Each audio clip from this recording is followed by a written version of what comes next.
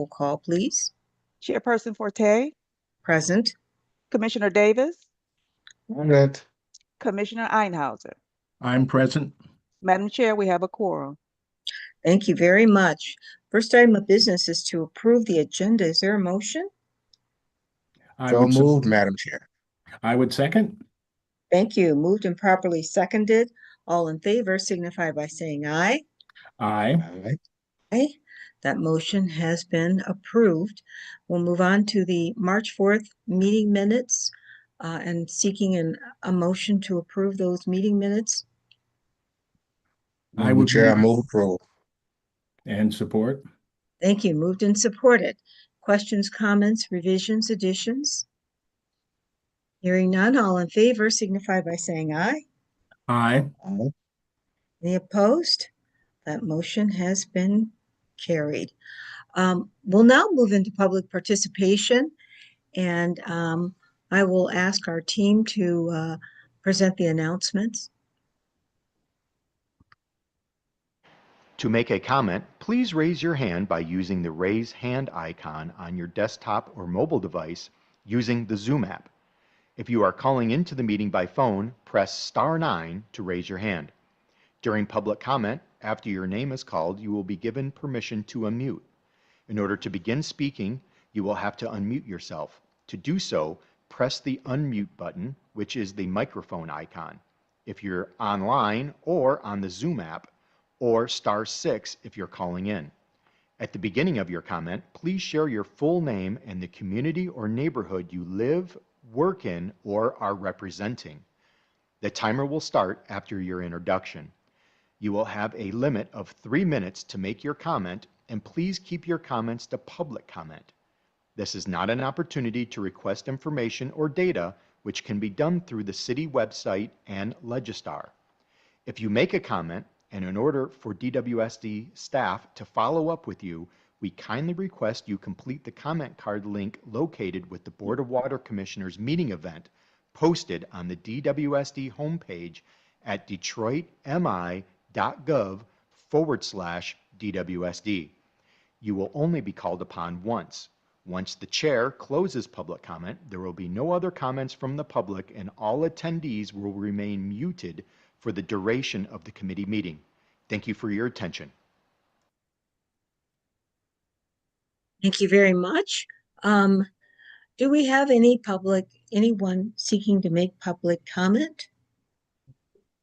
Madam Chair, we do have one individual. We have two individuals that have their hand raised at the moment. The first person is Norel Hemphill.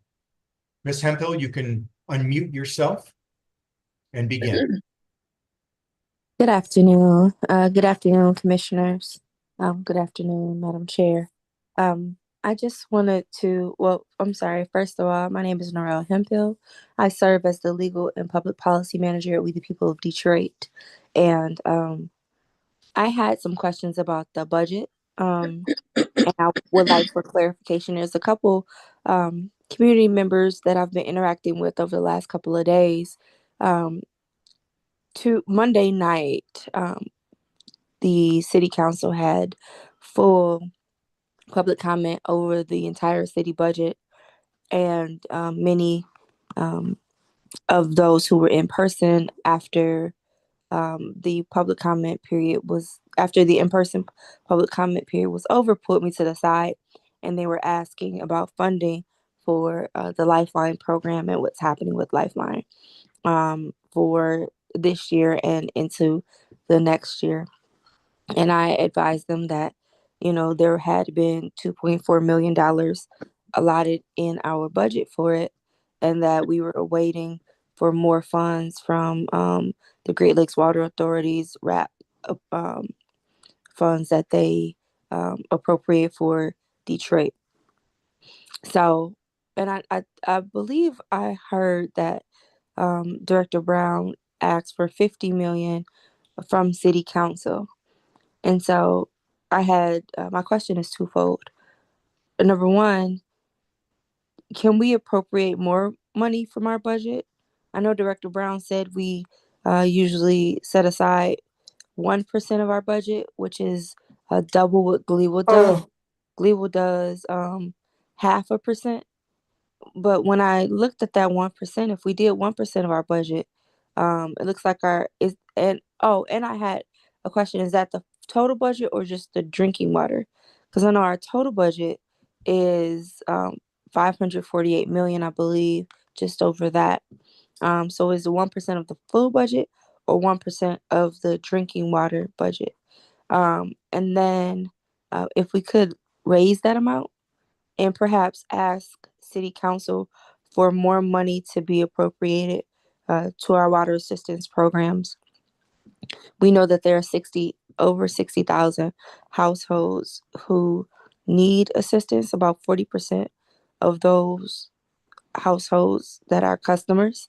And we're just trying to ensure that we get, number one, more money into our water department, because when people have a bill that they can afford, they pay their bill. What they found in Philadelphia is over 5 years, they were able to collect $7 million of funds that were previously uncollectible. So again, we just need to extend our programs, get more creative, and ensure that all Detroit residents have access to clean, safe, and affordable water. Thank you. Thank you very much for your comment. Madam, Yes, just checking. Thank you, Matthew. didn't mean to jump on. Madam Chair, we do have one other hand that is raised at this time. It is Alejandro.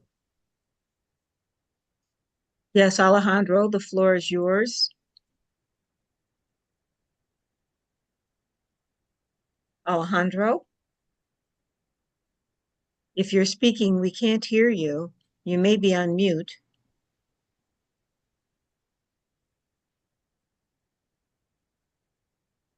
Okay, Alejandro? We don't hear you. You may be having phone difficulties, but we will continue on with public comment and then check back with you.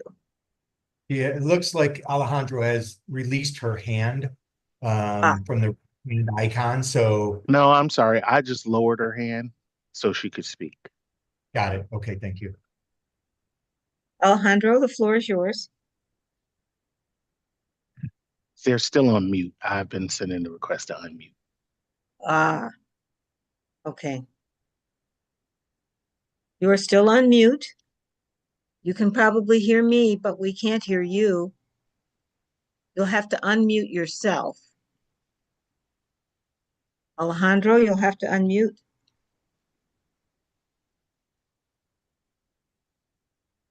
Okay, we cannot hear you.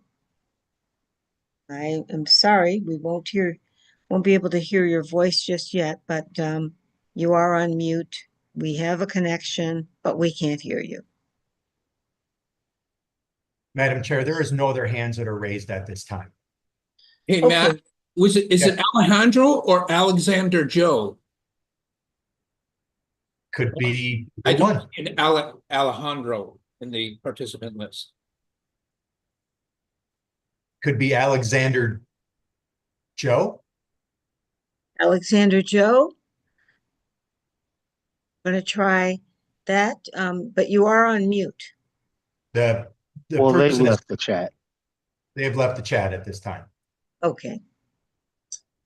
All right, well, we will, if for some reason you see them reappear, we'll, obviously we knew that they were in the queue for comment and we'll try to get back to them. But in the meantime, we'll move on with the agenda and we'll move into item 6, which is communications.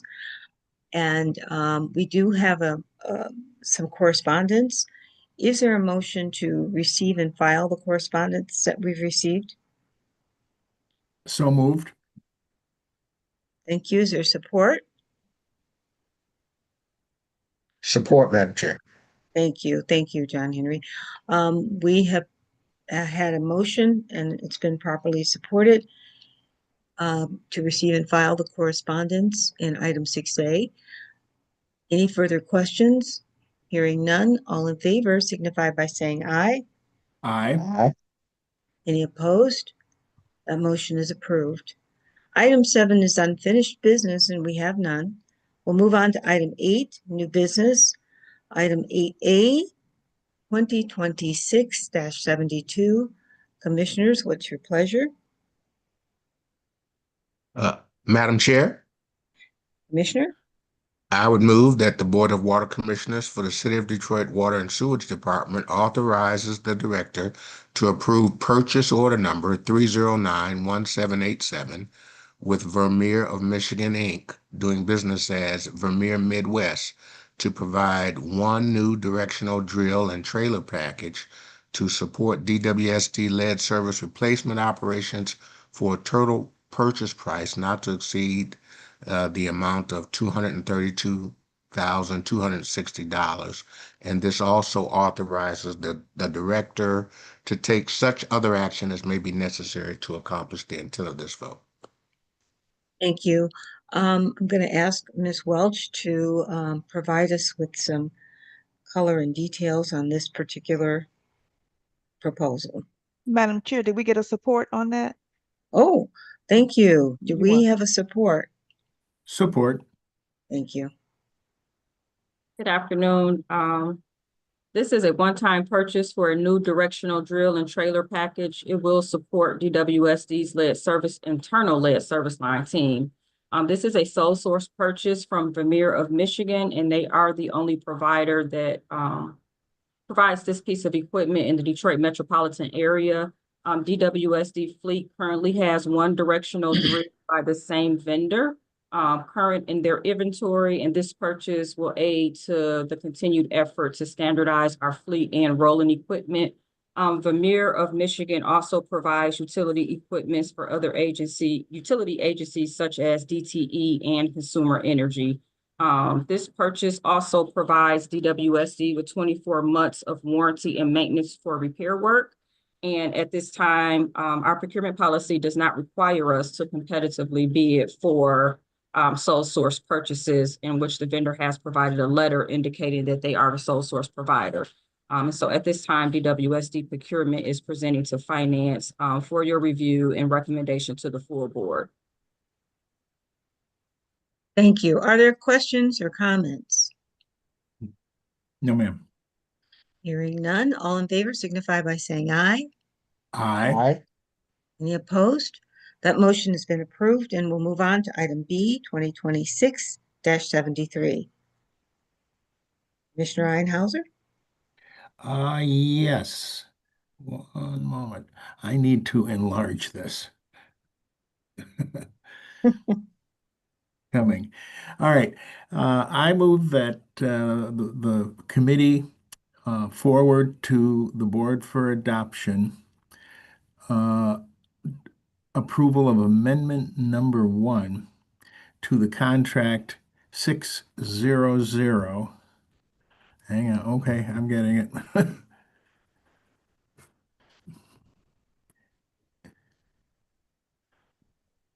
Whoops. The screen sharing just went away. Can one of the other committee members step in while I see Yep, what no happened? problem. Yep. So I would Yes. move that the Finance Committee for the Board of Water Commissioners for City of Detroit Water and Sewage Department recommend to the full board to authorize the director to approve amendment number 1, contract 6006211 with Duke's Root Control, Inc. for catch basin cleaning services, a piggyback utilizing the Wayne County contract number 37-22-092 by adding $1 million in funding and extending the term of 1 year for a total amended contract not to exceed $3,545,335 and a new term ending 4/19/27. Support. It's been moved and supported. Thank you. Ms. Welch? Yes, this amendment before you is so that we can align the current DWSD policy with the recent amendment that was approved by Wayne County, since this is a piggyback contract. So they were approved to add an additional year. They executed their 1-year renewal option, and DWSD is aligning our contract to mirror theirs. We're also adding $1 million in funding for that additional year so that it will continue. We will be able to continue doing catch basin cleaning services throughout the city of Detroit. This vendor and the services that are provided under this piggyback contract includes CCTV and the sewer lines. It also requires them to clean catch basins, sewers. They do sub pump suctions, vacuuming wells by removing debris, dirt and or sludge. And so DWSD is presenting the contract to finance so that you can approve the amendment so that we can line our terms and conditions with Wayne counties. So at this time, we're presenting it before you to recommend to the full board for approval. Thank you. Are there questions or comments? Hearing none, all in favor of the motion signify by saying aye. Aye. Aye. Any opposed? That motion is approved. We'll move on to item C. Madam Chairman, I am back. Okay. I move that the committee recommend to the board approval of DWSD contract 6007786 with Safer Home Services North America LLC, DBA Clear Pest Pros of Southeast Michigan for the duration of 5 years and a total contract amount not to exceed $400,000. This also authorizes the director to take appropriate action as may be necessary. Thank you. Is there support? Thank you. It's been moved and properly supported. Ms. Welch? This contract supports DWSD's facility division by providing pest control services for all DWSD locations. Services under this contract align with DWSD's pest control program by providing scheduled and emergency pest control services. This vendor will use safe and proper methods in accordance with the State of Michigan Pesticide Control Act, which will be administered when they come out to do the scheduled maintenance and reply to emergency responses. This also helps us ensure that DWSD's areas are free from pests and ensure safety and welfare of our employees. So they not only put down materials in our facilities, but they also go out into like the field, not the field, but the fleet areas where our vehicles and different things like that is stored, as well as our bulk material. Procurement did advertise for bids for this contract for 15 days. We received 3 responsive bidders, and Clear Pest Pro of Southeast Michigan was the lowest bidder. So at this time, procurement is recommending to the Finance Committee for review and recommendation to full board. Thank you. It's been moved and properly supported. Are there any questions, comments? Hearing none, all in favor of the motion signify by saying aye. Aye. Aye. Any opposed? That motion is approved. We'll move on to item D. Commissioners, Madam Chair, Commissioner Davis. I would move that the Board of Water Commissioners for the City of Detroit and authorizes the director to approve DWSD contract number 6007783 CS-2006, a piggyback of City of Detroit contract 6007402 with power, lighting, and technical services for planned electrical and cabling services for a total contract amount not to exceed $1,875,000 and a term of 2 years and 5 months. This also authorizes the director to take such other action as may be necessary to accomplish the intent of this vote. Support. Thank you. It's been moved and properly supported. Ms. Welch? Yeah. This contract provides planned electrical and cable services to support both our IT and engineering divisions. The work performed under this agreement will allow DWSD to continue upgrades and improvements to our IT infrastructure, such as security features and different cabling, wireless connection, low voltage wiring, and different things like that throughout our buildings as well as IT structures. This is a piggyback from the City of Detroit's contract, which was recently approved by City Council in September of 2025. These are as-needed support planned electrical work that will be funded through our capital improvement budget. The vendor has agreed that the piggyback will not impact the current services that they provide to the city under that contract. And so at this time, DWSD procurement is presenting to finance with a recommendation to move to full board. Thank you, Ms. Welch. Are there any questions or comments? The motion has been fully supported. Hearing none, all in favor of the motion signify by saying aye. Aye. Aye. Any opposed? That motion is approved. And we will now move on to item E. Commissioners.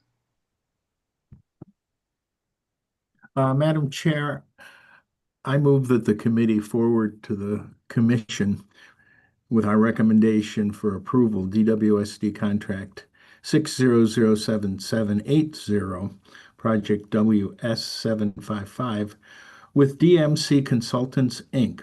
for lead water service line replacement, Chandler Park, for a total contract amount not to exceed $7,969,391.31 for a term of 2 years, and authorize the director to take any necessary action as appropriate. Thank you. Is there support? Support. Moved and supported. Ms. Welch. This is one of 2 lead service line contracts that will be on today's board agenda. This particular contract will replace approximately 1,000 lead service lines in the neighborhood of Chandler Park. DWSD, as you all know, has an estimated count of approximately 80,000 lead service lines, of which DWSD, in support of our contractors, have completed roughly about 16,000 to date. This contract will support DWSD in our continued efforts to replace as many lead service lines as funding and capacity will permit. This project was advertised for 32 days. We did receive 9 bid responses, and DMC Consultants was the lowest equalized bidder. They received 3% equalization credits as a Detroit headquarter and a Detroit resident-based business, and procurement is recommending at this time to the Finance Committee for approval and movement to full board. Thank you, Ms. Welch. Are there questions or comments? Hearing none, all in favor of the motion signify by saying aye. Aye. Aye. That motion is approved. And we will now move on to that next item, which is item F. And commissioners. Madam Chair, Commissioner Davis. I move that the Board of Water Commissioners for the City of Detroit Water and Sewage Department authorizes the director to approve DWSD contract number 6007779 with Zenner USA, Inc. for the purchase of water meters for a total contract amount not to exceed $3,627,192.20 and a term of 3 years. Thank you. Is there support for the motion? Support. Moved and supported. Ms. Welch. This is one of 3 contracts being recommended for award. Each contract will provide water meters of various sizes and meter types. This contract with Zenner USA is for 3 years and is being recommended for award for all 3 meter groups. Meters are essential to DWSD as a water utility because they measure usage, which allows us to bill for consumption, detect leaks, and also promote water conservation through monitoring. Due to lead times, operational demand, and inventory capacity, DWSD is requesting multiple awards to avoid interruptions in the services in which we provide, being meter exchanges, new meter installs, etc. We did advertise bids for 34 days. We received 5 bid responses, and Zenner USA was the lowest bidder for all 3 meter groups for the full term of holding their pricing for the full 3 years. And so at this time, procurement is recommending to the Finance Committee for approval and movement to full board. So the next 2 would be the others. And so we can kind of go through them, but I won't give all of the commentary behind them. Yeah, thank you very much. Moved and been properly supported. Are there any other questions or comments? And just take into account that the detail you heard before won't be repeated for the other two because they're very similarly positioned. Any other questions or comments? Hearing none, all in favor signify by saying aye. Aye. Any opposed? That motion is approved, and we'll move on to item G. And can we have a motion? Madam Chair, I move that the committee forward to the Commission for approval DWSD Contract 6007800 with Master Meter for the purchase of water meters for a total contract amount not to exceed $2,218,300 and a term of 3 years, and also authorize the director to take appropriate actions to implement this motion. Thank you. Is there support? I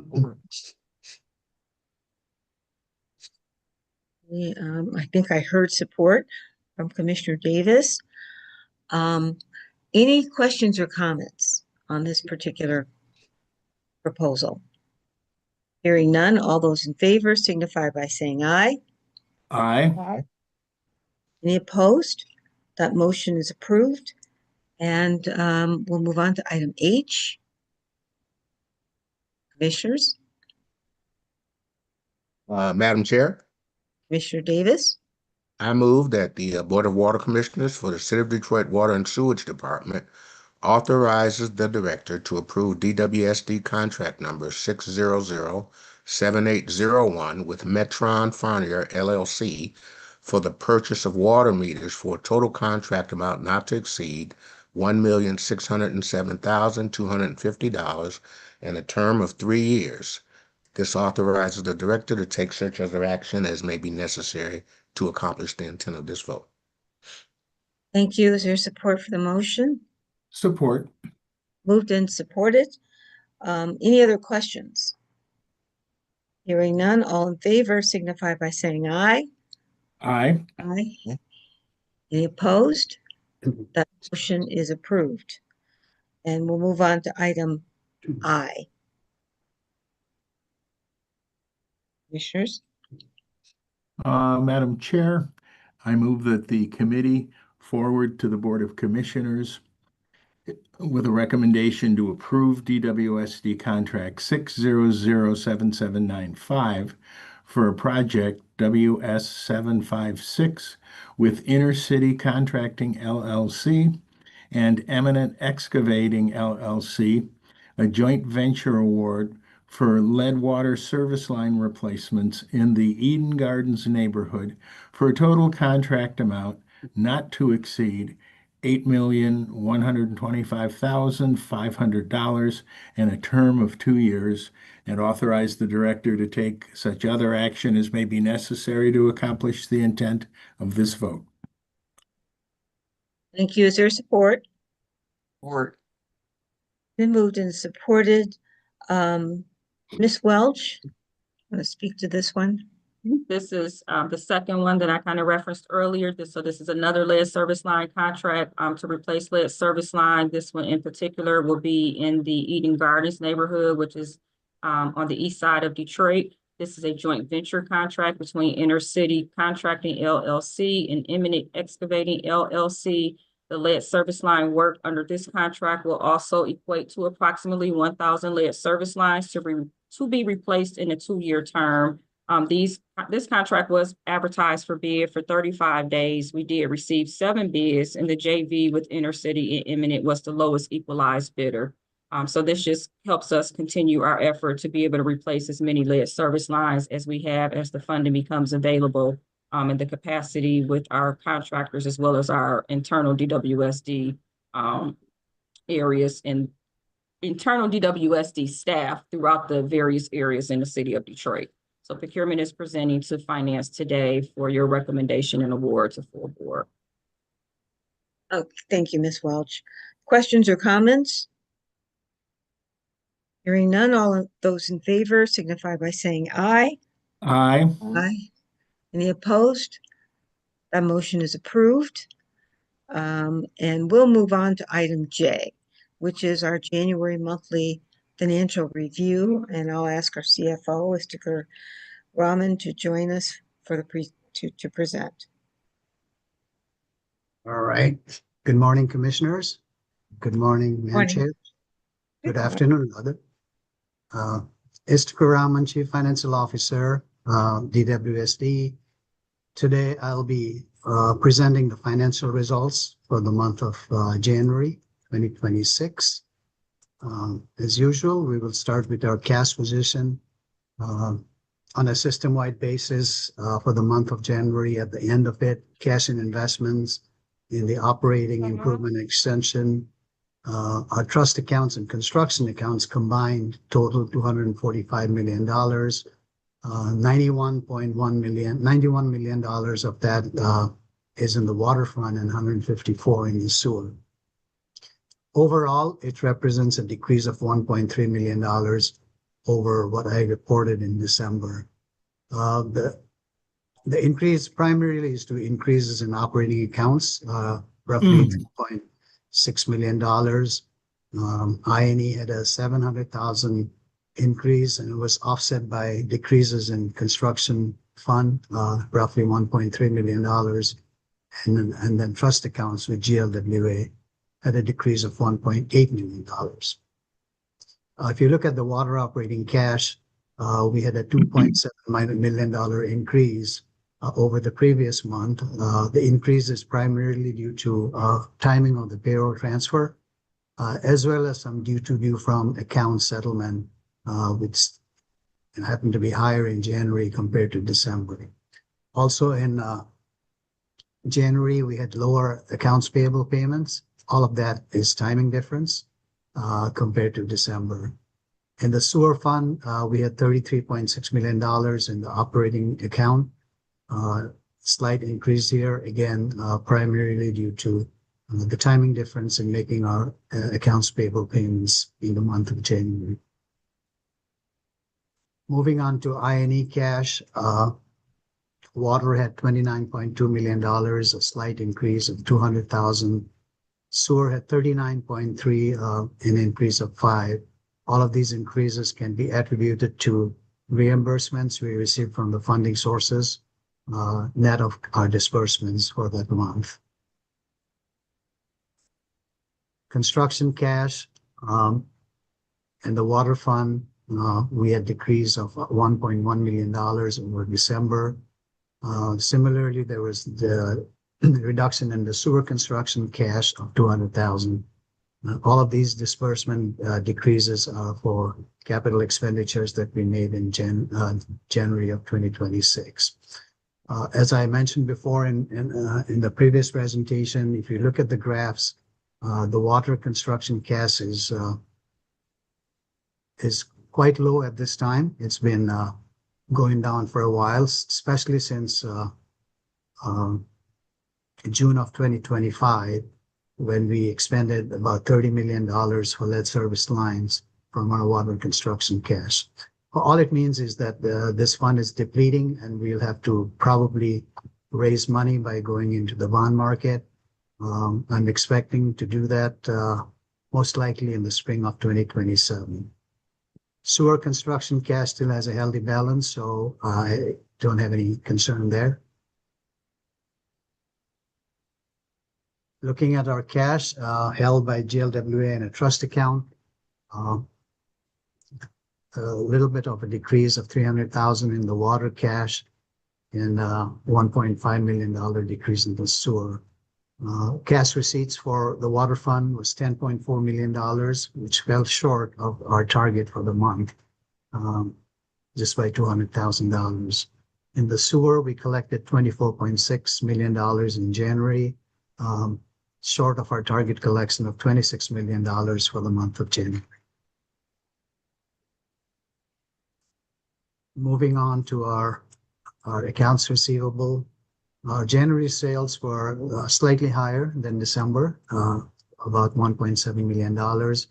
If you look at the receivables, it increased by $6.6 million, roughly 2% over our December balance. We stood at $334.9 million compared to 328.3 in December. Again, our collections were really higher in December compared to January. We collected $37.4 million in December as opposed to $32.8 million in January. All of this is primarily due to timing difference of receipts. Certain customers tend to pay at certain times, so the timing difference would account for some of these differences.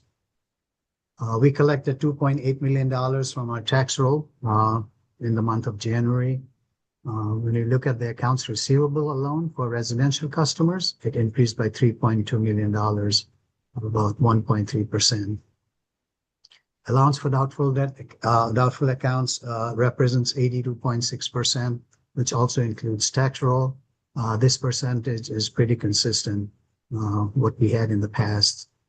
For example, in December, that percentage was 82.2%. Looking at some of the trend in collection, this is a 3-month rolling average collection data. If you look at the chart here, our residential collection rate for the last 3 months averaged 81.9, which is still short of national average. Our goal is in the mid-90s. Commercial industrial also showed a little bit of a decline in terms of the 3-month rolling average.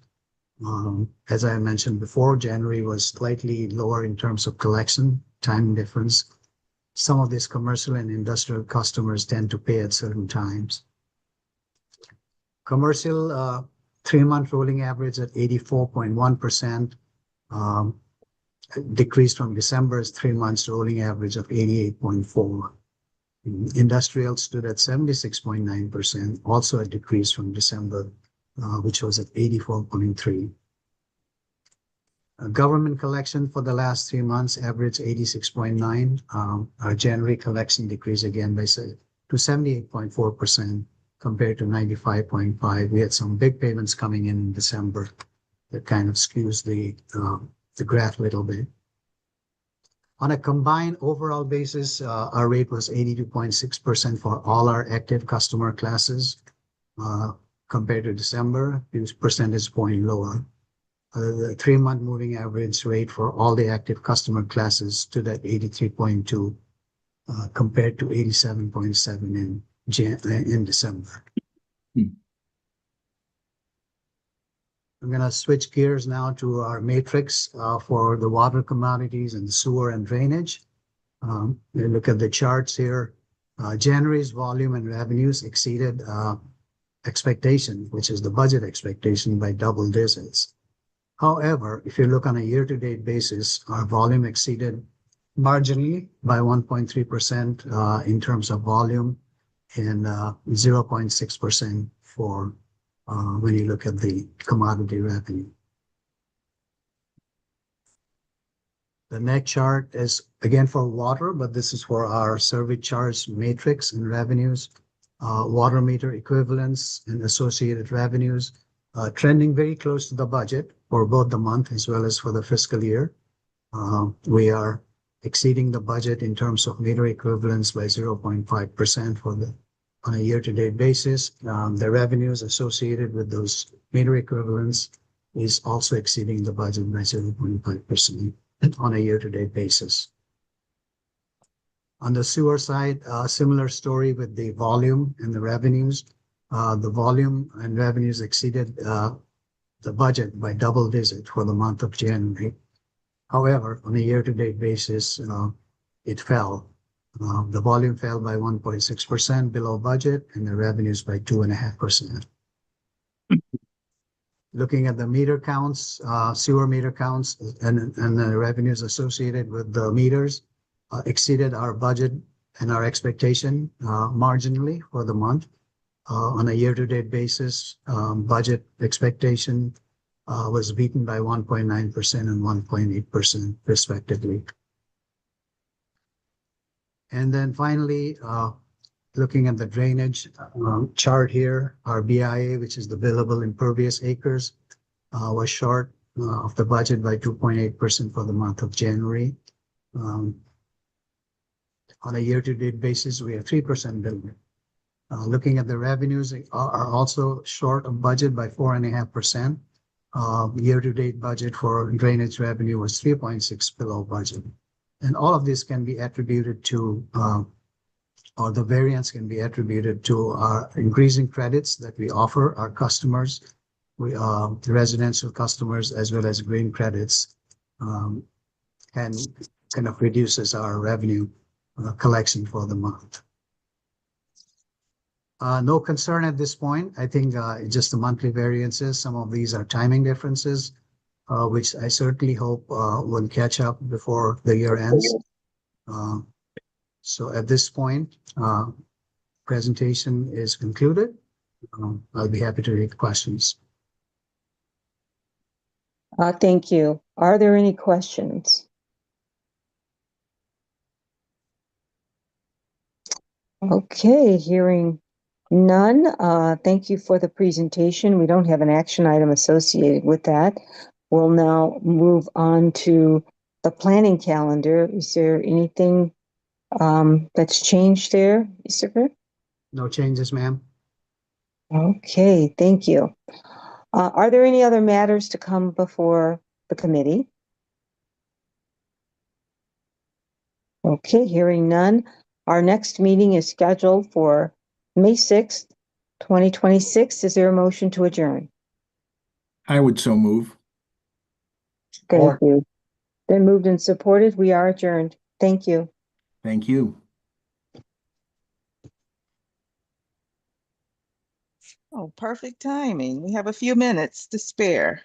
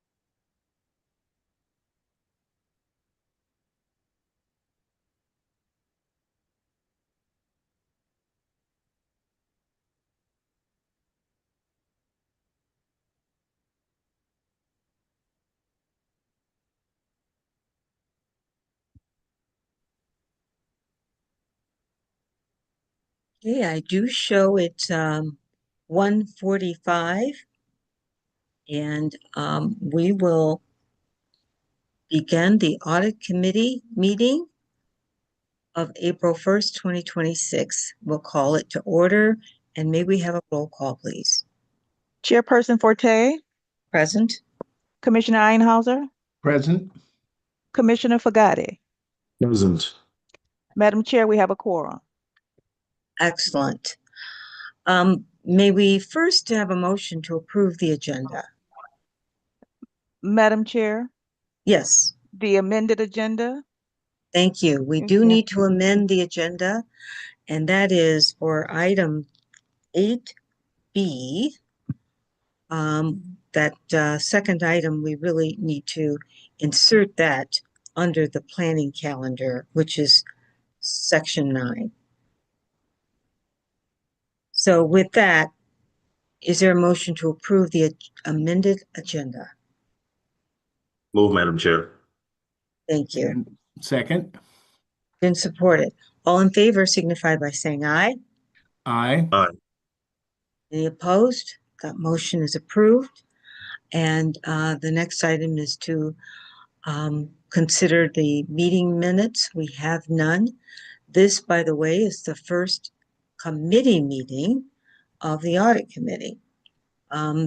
That's been inserted into our normal committee structure. So we'll move into item 5, which is public participation.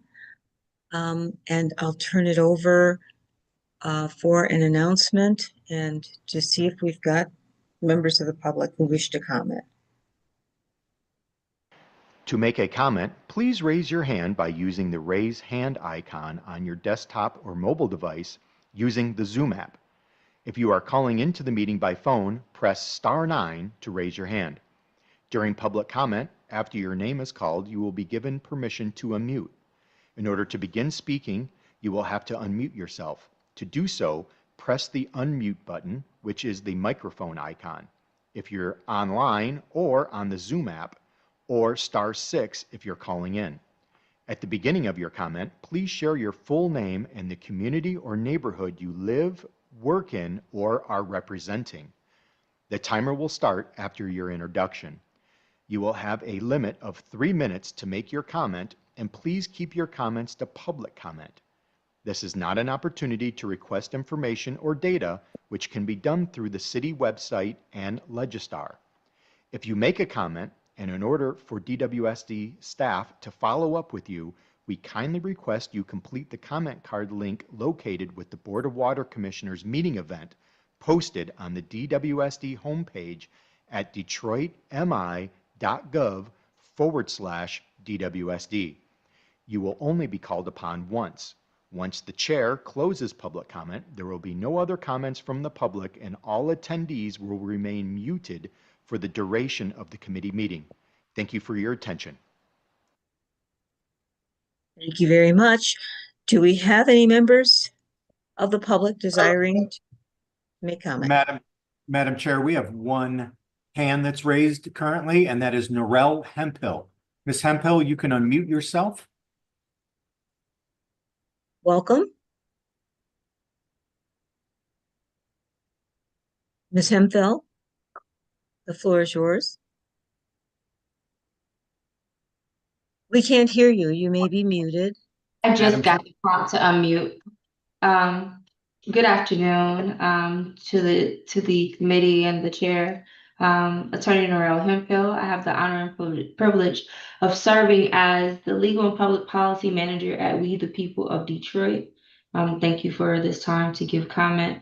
I just had a couple of questions about the audit committee. I see that this, I know that this is the first meeting of this committee, and that the audit committee has a charter that they are looking, it seems like, to have it ratified at the board meeting. I see the date of 4/15 as the effective date. And I'm a little bit concerned because this is the first time the public has seen this charter, and we have not had the ability to review it nor give any type of feedback or comment on the charter. So I would ask that we do hold off on the ratification of this charter to give the public a chance to review it and give comment and suggestions for how this audit committee can best serve the residents of Detroit and also the water department. And I think that it's critical. I appreciate that DWSD is taking a proactive approach to this audit process, as Director Brown said, and that we are not doing the audits because of any particular issue, but instead to get it ahead and ensure that there are no issues. And again, more to that point, I think to properly do that, we need to have the public more involved in, again, in drafting this charter of the audit committee is a great place to not only increase transparency with the public, but also get an opportunity to provide feedback. I'm sure there are things in this charter that are missing, and then things that can be sharpened with public input. We know that much of the success of the previous Lifeline plan and also the Lifeline H2O plan has come directly from community input and feedback. So again, we want to make sure that we're working in partnership with our water utility, not against. And this is a place to proactively ensure that residents and our public is able to help shape something in its inception and not further down the road when it has been created, and sometimes when there are missteps taken. So if you could please extend a comment and feedback period for us to give feedback and rework this charter. Thank you. Thank you for your comments, Ms. Hempfield. And we are going to proceed with the agenda. And I think that, And Madam Chair, yes, we can amend this whenever we want. And so I would suggest to Ms. Hemphill, please review it. And if you have some concerns, bring it to the next meeting of this committee. I don't know that we're going to meet monthly necessarily, but please do review it and forward us any of your suggestions or concerns. thank you, Mr. Chair. That you took the words right out of my mouth. I was just going to say the same thing, that there will be time enough to change, and we can always change. Yep. Okay. Any other members of the comment that would wish to make public comment? Members of the public who wish to make public comment? Madam Chair, there are no other hands that are raised at this time. Thank you. Thank you, Mr. Phillips. We will now close public participation. We don't have any communications under Section 6. There is no unfinished business. And new business, we do have a presentation, and I'd like to introduce Ms. Camarina, who will take us through the audit committee presentation. Good afternoon, commissioners. I'm pulling up the presentation right now.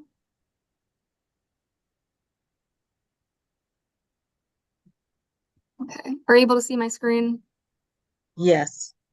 Okay.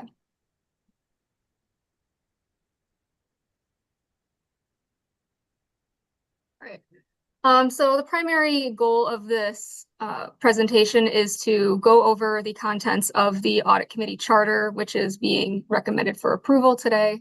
The audit committee charter is really just a foundational document that helps establish the roles, responsibilities, and authorities of the audit committee for providing the oversight of DWSD's internal audit function. This will be reviewed at least annually, but as you've already stated earlier, this can be amended and reviewed at any time that significant changes are requested or deemed necessary. The expectations for the audit committee are having quarterly meetings, receiving reporting and updates from the internal audit function, and establishing an annual work plan that helps schedule out the responsibilities for the audit committee in providing the oversight of the internal audit activities. So in providing oversight of internal audit, the key things here is that the audit committee charter authorizes the audit committee to advise on the internal audit mandate, charter, strategies, priorities, objectives, policies, plans, and methodologies of DWSD's internal audit function. All of that combined is what sets the program for how internal audit is going to be improving the organization's risk management, governance, and internal controls practices. And this is primarily supported by the audit committee's fulfillment of the essential conditions, which I'll go over in the next couple of slides here. And again, the internal audit function has a direct reporting relationship with the audit committee, which helps support the independence of internal audit in conducting evaluations and providing advice and insight to DWSD's management. This is just a quick overview of the terminology that is used. This is standard terminology that's derived from the professional standards for conducting internal auditing. Specifically, the usage of board refers to the combination of the audit committee oversight as well as final approval provided by the board. The audit committee, internal audit, and the executive team will work together in a three-way partnership that helps support the overall objectives of the internal audit function. The audit committee providing support and independent oversight of the internal audit function, internal audit reporting to the audit committee, and providing that independent and objective assurance, advice, insight, foresight to help improve DWSD's operations through the risk management, governance, and internal controls processes. The executive team, they're the ones supporting the fulfillment of DWSD's strategic objectives and goals, and internal audit helps evaluate and advise on those practices so that they can be achieved efficiently and to the best quality. The essential conditions for supporting the internal audit function are derived from the professional standards. They help maintain the DWSD internal audit functions conformance with those standards. They're most effective when performed in a three-way partnership, and they include responsibilities from both the audit committee, the executive team, and how internal audit is expected to support the fulfillment of these duties. A high-level overview of where these essential conditions are being derived from within the standards, three principles for the independent authorization of the board, the independent position of internal audit function, and the independent oversight provided by the board helps support the internal audit initiatives and provide effective advice and value added to the organization. High level, Principle 6, the board establishing and approving the internal audit mandate of the function. This is largely supported by the audit committee charter, which provides the audit committee with the authority for advising on the roles, responsibilities, scope, types of services that internal audit will be providing to DWSD. And that will be all documented within the internal audit charter, which will be set for next month. At high levels, the essential conditions in supporting Principle 6 are the audit committee discussing the roles, responsibilities of internal audit, providing advice and insight on the internal audit charter, the internal audit plans, resources, and advising the board for recommendation of approval of internal audit matters, as well as escalating any internal audit matters as deemed necessary. Principle 7, the board establishes and protects the internal audit function's independence and qualifications. This is just to ensure that the internal audit function is free from any conditions that may impair our ability to objectively provide advice and evaluate the organization's current operations and processes. The purpose of the internal audit function and the effectiveness of the internal audit function are achieved and supported when internal audit is independently positioned. And as I mentioned earlier, this is through that functional reporting relationship that's established between internal audit with the audit committee. The essential conditions supporting the Principle 7 are the direct reporting relationship, the advising on who will be heading the internal audit department, as well as acknowledging any potential impairments and understanding the designated roles and responsibilities of the internal audit function. Principle 8, the board oversees the internal audit function to ensure the function's effectiveness. This is, again, that collaborative partnership between the head of internal audit, the audit committee, and the executive team, and the oversight and reporting of the internal audit quality assurance and improvement program, which will be established as we move forward in fully implementing the internal audit function. The quality assurance and improvement program is an annual self-assessment reporting on internal audit's performance, achievement of our objectives and strategic initiatives, the value add and insights that have been provided to DWSD, recommendations on enhancements, and other operational improvements that have happened. And every 5 years, there will also be an external quality assessment provided to give DWSD the independent assurance that internal audit function is, in fact, providing quality to the department. And the Principle 8 is supported by the, again, the audit committee receiving the final reports of the quality assurance and improvement program assessments, providing input on internal audit strategies, objectives, and risks in determining audit priorities, escalating matters as necessary to the board, and understanding the effectiveness of DWSD's governance, risk management, and internal controls practices. And that concludes my presentation. Thank you, Sam. Great job. Thank you. Are there questions? We'll open the floor for any questions from commissioners.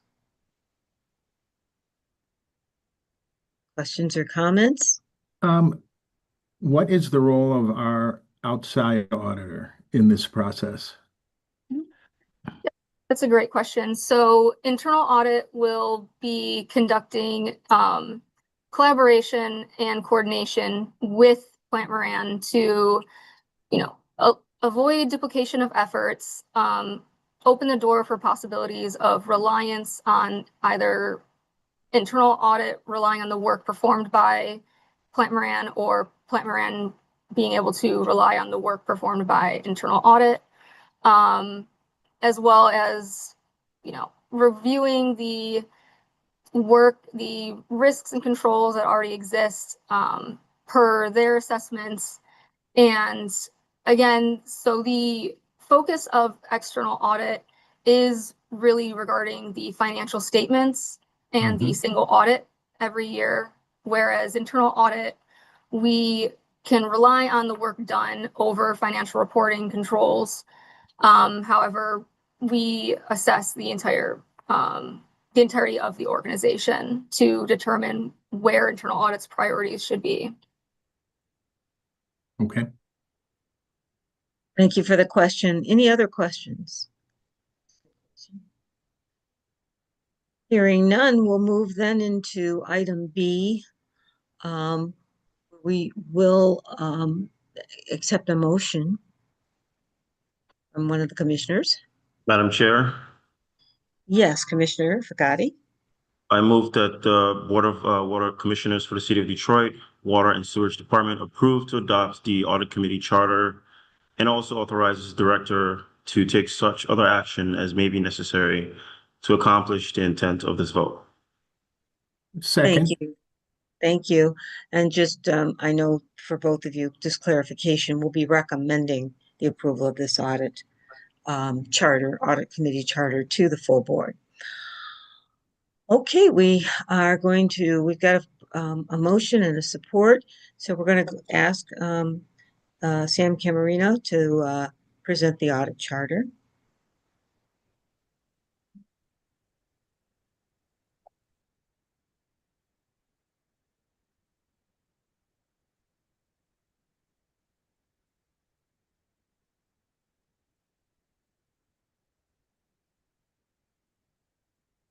Can you see my screen? Yes. Okay. So at a high level, the audit committee charter really is a pretty standardized document that, the Board of Water Commissioners has established the audit committee for the purpose of providing support and independent oversight of DWSD's internal audit function. Apologies, my lights turned off. The scope of this charter is pursuant to the audit committee, and that the audit committee will be reporting up to the board. The mandate is just reiterating that, the board bylaws have established the audit committee, and that the sole purpose of it is to provide the oversight of internal audit. With the authority section, it just gives a high-level overview of the audit committee's ability to provide insight on the appropriate roles, responsibilities, scope, and types of services that the DWSD internal audit function will be performing, which will be documented in the internal audit charter presented next month. The audit committee, has a direct reporting relationship with the internal audit function, and has the ability to call additional meetings as necessary. The composition of the audit committee is 3 members, and the knowledge and skills and continuing education of the section here is really just that I will be providing you with the information necessary to be able to provide additional insight and oversight of the internal audit activities for DWSD. We'll be having at least quarterly meetings, but again, we can meet additionally as necessary. And the primary responsibilities of the audit committee for maintaining ethics and reporting conflicts of interest, reviewing and advising internal audit matters towards the Board of Water Commissioners for final approval as necessary, and providing that oversight of the internal audit function.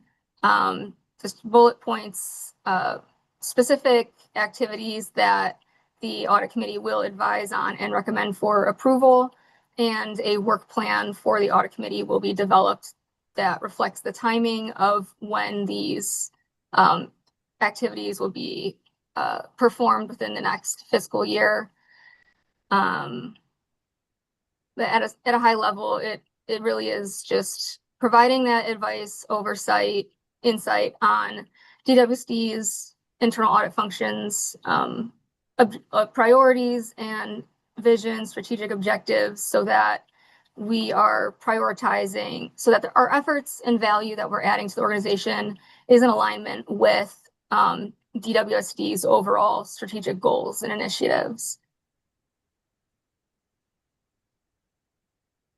This summarizes the internal audit activities that are required to have board approval.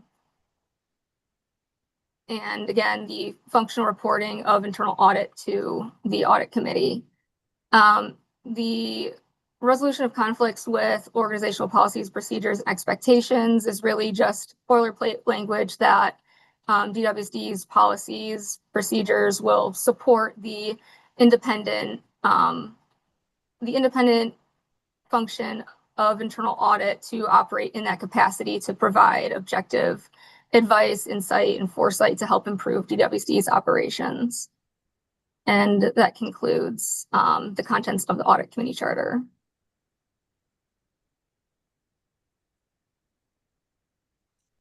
Thank you for a very comprehensive overview. I'll ask now if there are any questions from commissioners. There are no questions. We do have a motion support on the floor. All in favor of the motion to approve and recommend the audit committee charter to the full board, please indicate by saying aye. Aye. Any opposed? That motion is approved. Okay, we'll move on now to 9, the planning calendar, and we do have the audit committee planning calendar for review. I'll turn it back over to Ms. Camarina.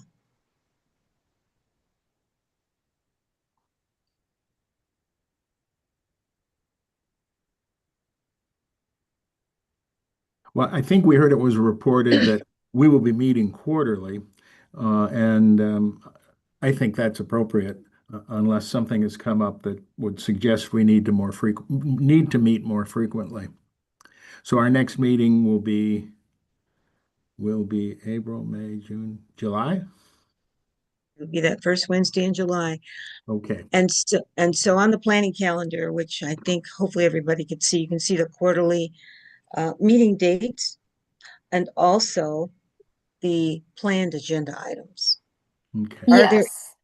Go ahead, Sam. I wanted to specify, so since we're in the foundational phase of the establishment of the DWSD internal audit function, we will need to have a meeting next month just to review and approve the internal audit charter, which again establishes the authority, roles, and responsibilities of DWSD's internal audit function. And then moving forward, yes, we'll be sticking to a quarterly calendar. Which is appropriate too, because internal audit activities and engagements typically do span over the course of a few months. So there's really no need to meet additionally. Okay. And thanks for the reminder. I forgot about the May meeting. Yeah. So got the May meeting and then we resume that quarterly calendar. Yep. So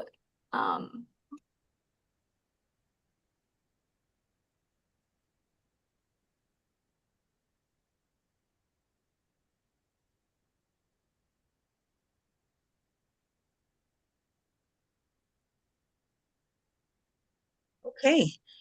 There are no other questions. We've seen a preview of the planning calendar for the remainder of the year. Are there any other matters to come before the committee? Hearing none, then you can see our next meeting is in fact May 6th, 2026. Is there a motion to adjourn? Move, Madam Chair. Thank you. Been moved and supported. We are adjourned. Thank you very much.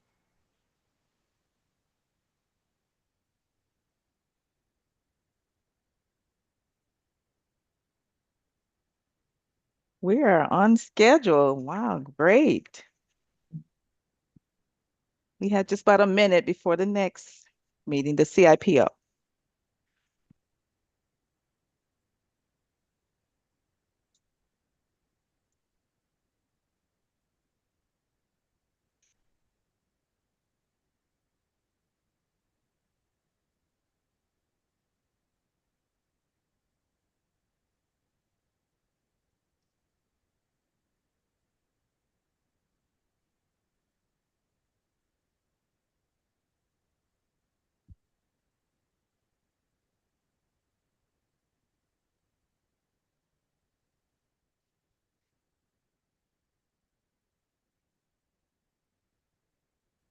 May I be heard? Yes, you may, Commissioner Fagati. Thank you. I would like to call the CIPO meeting to order. May we have a roll call, please?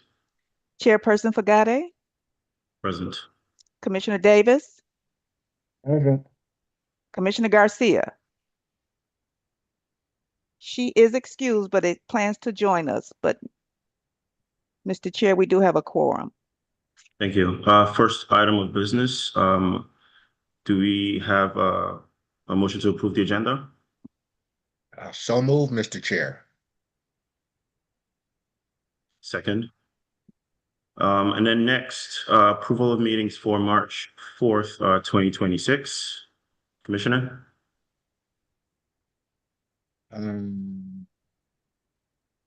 So moved, Mr. Chair.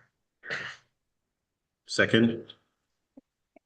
And Next. take, Commissioner, just take a, you did move and support it, but you need to approve it. So all in favor?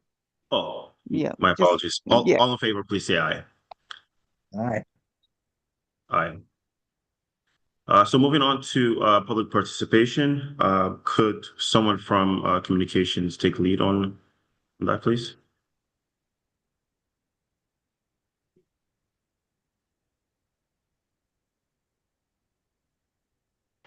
To make a comment, please raise your hand by using the raise hand icon on your desktop or mobile device using the Zoom app. If you are calling into the meeting by phone, press *9 to raise your hand. During public comment, after your name is called, you will be given permission to unmute. In order to begin speaking, you will have to unmute yourself. To do so, press the unmute button, which is the microphone icon, if you're online or on the Zoom app, or *6 if you're calling in. At the beginning of your comment, please share your full name and the community or neighborhood you live, work in, or are representing. The timer will start after your introduction. You will have a limit of 3 minutes to make your comment, and please keep your comments to public comment. This is not an opportunity to request information or data, which can be done through the city website and Legistar.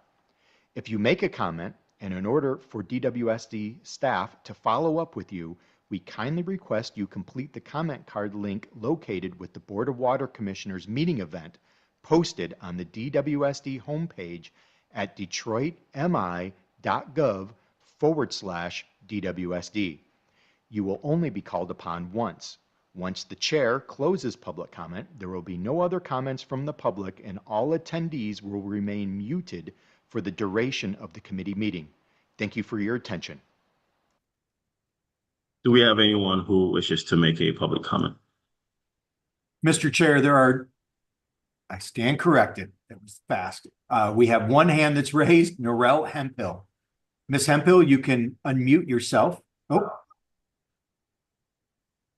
Her hand just went down. Mr.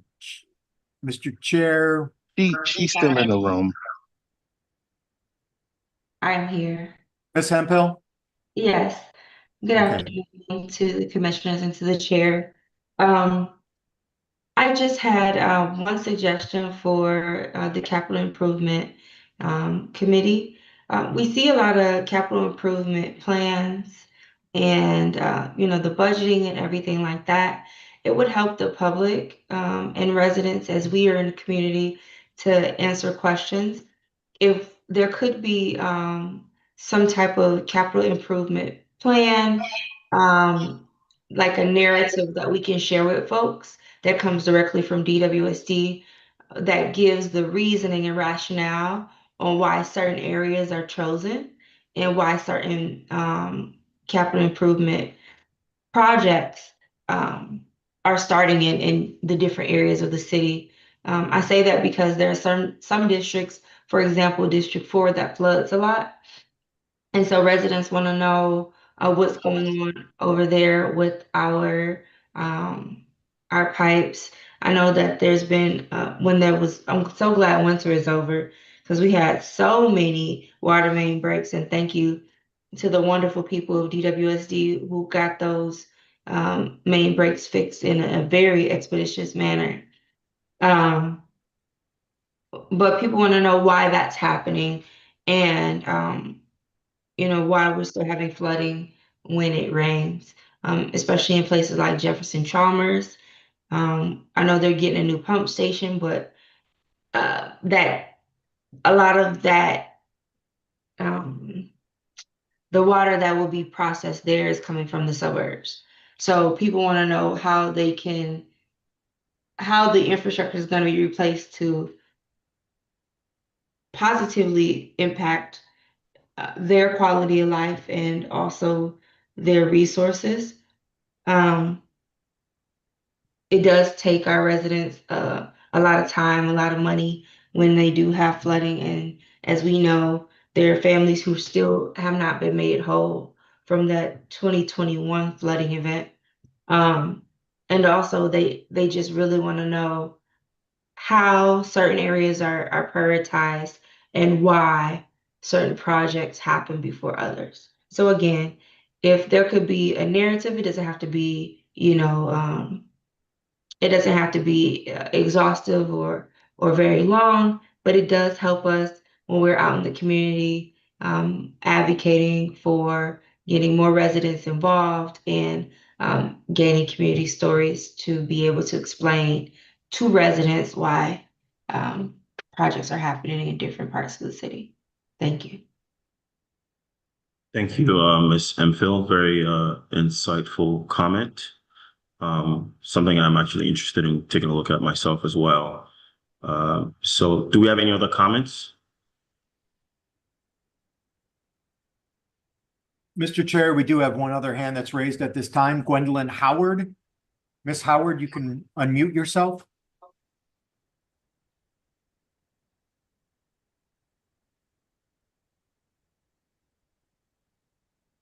Ms. Howard, are you there?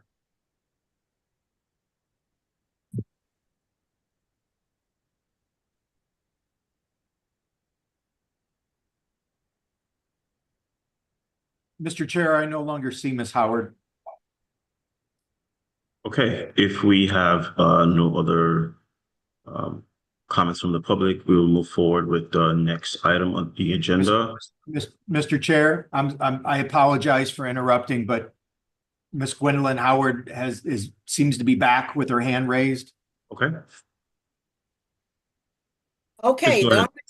I am here. He just put up the thing for me to unmute. I couldn't unmute because he hadn't put it up there.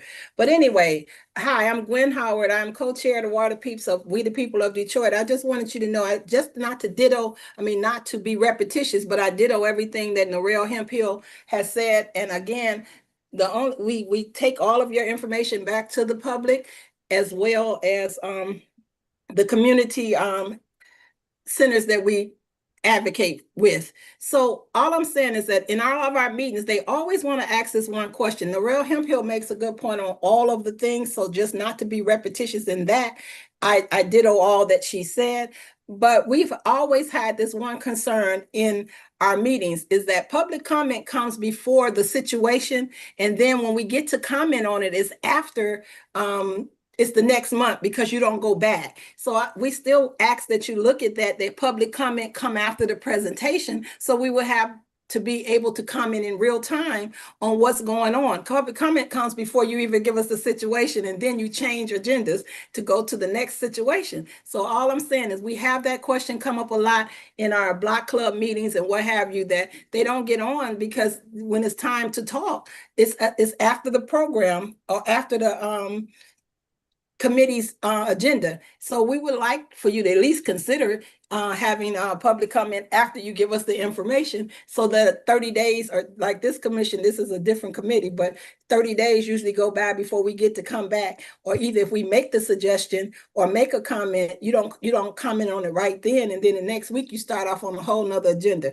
So I just wanted to let you know that, yeah, we're probably in perfect attendance for your meetings, more so than the employees, because we have that option to be there all the time. A lot of retirees and community people that just want to get on because they can, because they're not working 8 to 5 where our colleagues are, and they don't get to listen to what you're saying because you guys have the same work hours. So I just wanted to make that comment, that she's not standing alone, but we just didn't have to be repetitious in what we needed to say or what our concerns were. But we do want you to look at, excuse me, giving public comment after you give the information that we need to comment on. Thank you so much. Thank you, Ms. Howard. Any more comments? Mr. Chair, at this time, there are no other hands that are raised that haven't already spoken. Thank you, Matt. So moving on to item 6, communications, we have none. And then unfinished business, we also have none, but we do have new business. Item A, 2026-81. I believe CFO Istakar Rahman has some information. Yes. Good afternoon again, Commissioners, and good afternoon, Mr. Chair. I'm Istakar Rahman, Chief Financial Officer, DWSD. Today, I will be walking you through the final proposed 5-year CIP, which is the Capital Improvement Plan for DWSD, as well as the fiscal year 2027 Capital Improvement Budget. So here's the first slide, which is a summary of our final proposed 5-year Capital Improvement Program. You see these are broken down by major categories over a 5-year period, which runs from fiscal year 2027 through 2031. The fiscal year 27 through 31 CIP plan will provide for $664.5 million worth of capital projects for the water system and $784.5 million for the sewer system improvement over the next 5-year planning cycle for an overall system-wide capital plan of $1,449 million. The FY 26-27 capital budget for both the system is $233.8 million. This is just for fiscal year 27. The water system represents $109.3 million, and the sewer system would be $124.5 million. Based on the chart and the planning, of course, we anticipate that we are going to be spending approximately 73.1% of this 5-year budget for water main and sewer line replacement and related projects. Those are the first two lines on this summary. We are also planning to spend $104.6 million in our lead service line replacement effort. $175.4 million has been earmarked over the next 5 years for stormwater infrastructure projects, again, for the next 5 years. The central service projects line here represents our internal expenditures, such as for information technology projects, for vehicles and equipment, as well as for improving our facilities throughout DWSD. The next slide is a summary of funding sources. So we have all these capital expenditures planned for the next 5 years, but how are we going to fund these projects? So we at DWSD have 4 main funding sources for both the water system as well as the sewer system. Bond funding is a critical part of our structure, of our funding structure. Bond funding is when we go out to the market and raise money to fund our capital projects. We also get significant amount of money from the state revolving fund, which is the SRF fund, at a very low interest rate. If we can get that kind of loan, then that's our first preference because the interest rate is very low. Then we have I&E, which is the Improvement and Extension Fund. This is funded through the GLWA's $50 million lease payment on an annual basis, split between water and sewer. And finally, grant, which is any federal or state grants that we can acquire or get hold of to fund some of our critical CIP projects. So looking at the water side, of the $276 million that you see for the SRF funding, which is the biggest chunk of money for that fund over the next 5 years, $211 of those $276 million are planned for various water main and related projects. Within the lead service line, we have $65 million that will be serving our lead service line replacement program. In the water side, in the sewer side, out of the $784.4 million, the big chunk of is the grant money, which is $297 million that we are hoping to receive over the next 5 years. $124 million out of that 297.5 is earmarked for alley sewer repair projects. This is funded by the CDBG fund. The total project cost is $184 million, for that project itself. But 60 million of that was already approved by the board, by our Board of Other Commissioners in 2026. So we are left with 124 that needs approval through this plan. Also included in the funding is $35 million worth of project for the Schoolcraft North and South projects. And then another big chunk of allocation of funding is for the Brightmore Phase 2 and 3 projects, for which we have allocated $89 million over the next few years. So that's the summary of our CIP project for the next 5 years and the funding that will be sustaining those projects. The next few slides are basically details. If you go to the next details of what the projects are. So these are defined by the contract number, or it's TBD if the contract hasn't been awarded. It defines the projects, the nature of the project, the funding source, as well as the project cost, which is spread over the next 5 years. So there are slides for water projects as well as sewer projects. I am not going to go line by line here, but this is just a summary for your information. And just to let you know what our overall projects are, and then the line by line description. Excuse me one moment, Mr. Kerr. Mr. Chair, we need to pause this committee and open up the customer service meeting. Understood. May we move to adjourn the meeting so we can start on the customer service? Sure. Good afternoon. I'd like to call to order the Customer Service Committee meeting. Time, but it's close to 2:30. Okay, can you hear me? Can you? I hear you. Yes. Okay, good. You can hear me? Yes, I can hear you, but I know for whatever reason the camera's not working. But thank you, as long as you can hear me. Okay. I'm calling the committee to order, and asking for the secretary to please call the roll. Chairperson Blackman. Present. Commissioner Garcia. Present. Commissioner Fagati. Present. Madam Chair, we have a quorum. Thank you very much. Suspend this meeting until the call of the chair.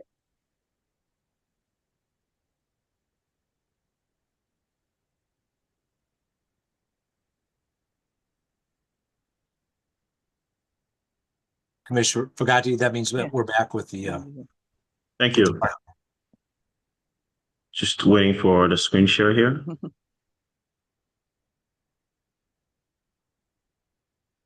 All right, so fundamentally, all of these projects are listed down in these slides in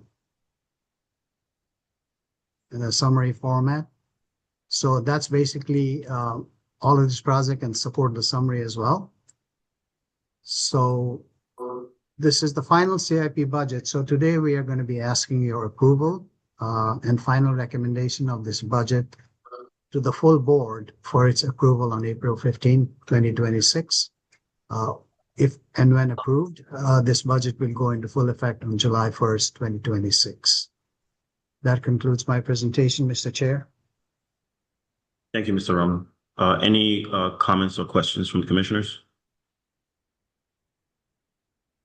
Hearing none, I will move on to the next item, C, 2026-90. Commissioners? Mr. Chair? Yes, Commissioner John Henry. Yes, I would move that the Board of Water Commissioners for the City of Detroit Water and Sewage Department approves the proposed 5-year capital improvement plan for the fiscal years 2027 through 2031 for the water supply system in the amount of $664,550,000, and for the sewage disposal system in the amount of $784,450,000 respectively, in the fiscal year 2027 capital budget for the water supply system in the amount of $109,240,000, for the sewage disposal system in the amount of $124,535, respectively, and further authorizes the Director and Chief Financial Officer to take such other action as may be necessary to accomplish the intent of this vote.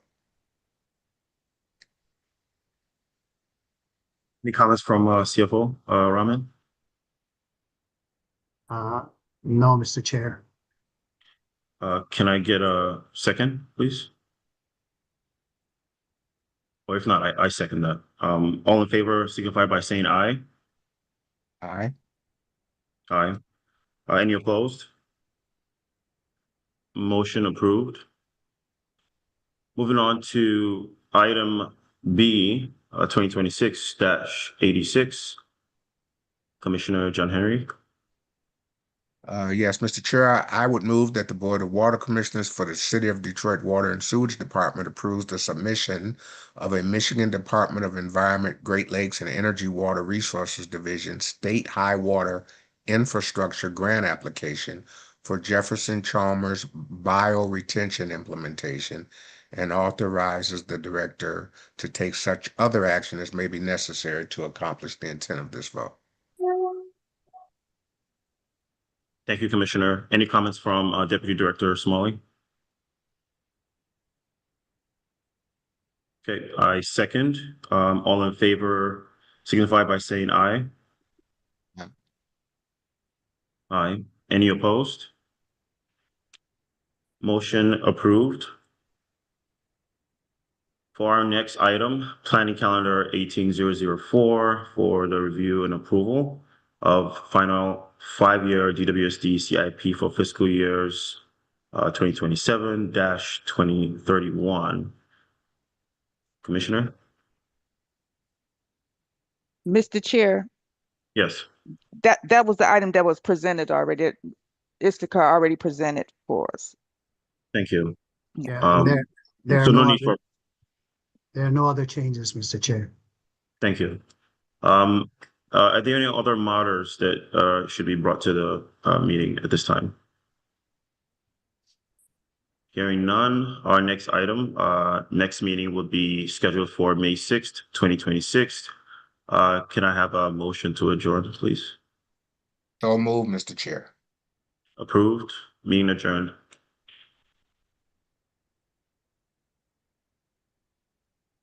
Okay, we'll now resume the Customer Service Committee meeting. The next item on the agenda is roll call. We did have the roll call, so the approval of the agenda. So move, Madam Chair. Second. Properly moved and supported. Any discussion? Hearing none, all those in favor, please say aye. Aye. Opposed, nay. Motion carried.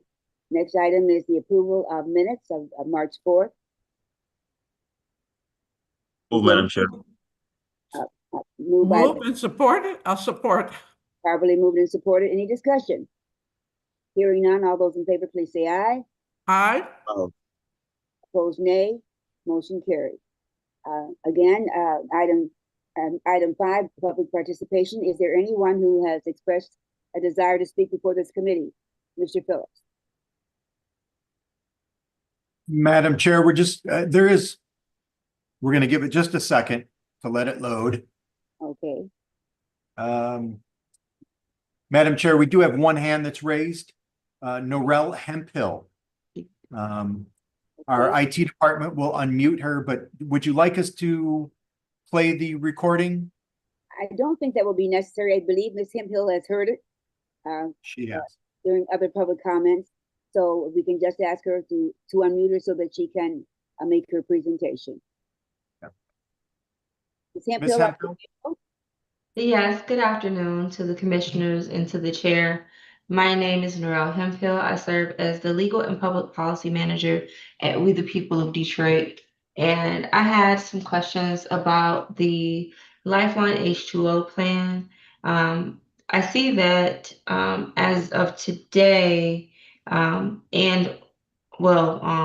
today it looks like we are reflecting an over-index of enrollees. So we've still been letting community members know that they could apply. So it looks like on the screen, I see 4,709 households that have been approved and enrolled. How many more households do we have capacity to serve in that Lifeline H2O plan? I know we said there was that Director Brown, shared that the program has $4.5 million and was able to support 4,500 households. So I wanted to know how many more, now that we're at 4,709, how many more households can be enrolled in that program? And then also, we know that the Lifeline H2O is a little bit different than the previous Lifeline plan in that each household only gets 4,500 gallons of water to use at that $34 bill. Do we know how many households are going over that 4,500 gallon allotment? And what is the payment percentage at the Lifeline H2O $34 bill? Is there a way that we can get more metrics so that, again, we are able to help residents as they're navigating this and report back to the community? Community does often ask us what's going on with these programs, and it's helpful to be able to report back accurate information. And I know it helps DWSD as well, because you don't get a lot of people upset and reaching out angrily at the water department. So again, if we could get some metrics, we haven't seen metrics reported for Lifeline H2O since this program started. And if we can get that same sort of metric and reporting that we had for the previous Lifeline plan, it would be helpful. So thank you very much. Thank you very much. And I would just like to say that we certainly want to make sure that our customers know what's available to them. And I think the customer service department is more than willing to make sure that they are well informed about what's available and what their rights are. We certainly appreciate everything that you are doing, Ms. Hemphill. But we have no problem with customers calling us and asking us for clarification. Is there anyone else who would like to speak before the committee? Yeah, Madam Chair, just one comment. If Ms. Hemphill remains on the line, I will have an update on the Lifeline H2O program during my presentation today. So I just wanted to make that knowledge available. And it looks like Ms. Hemphill just gave us a thumbs up, so she'll be on the line. We do have one other person with their hand raised at this time, Madam Chair.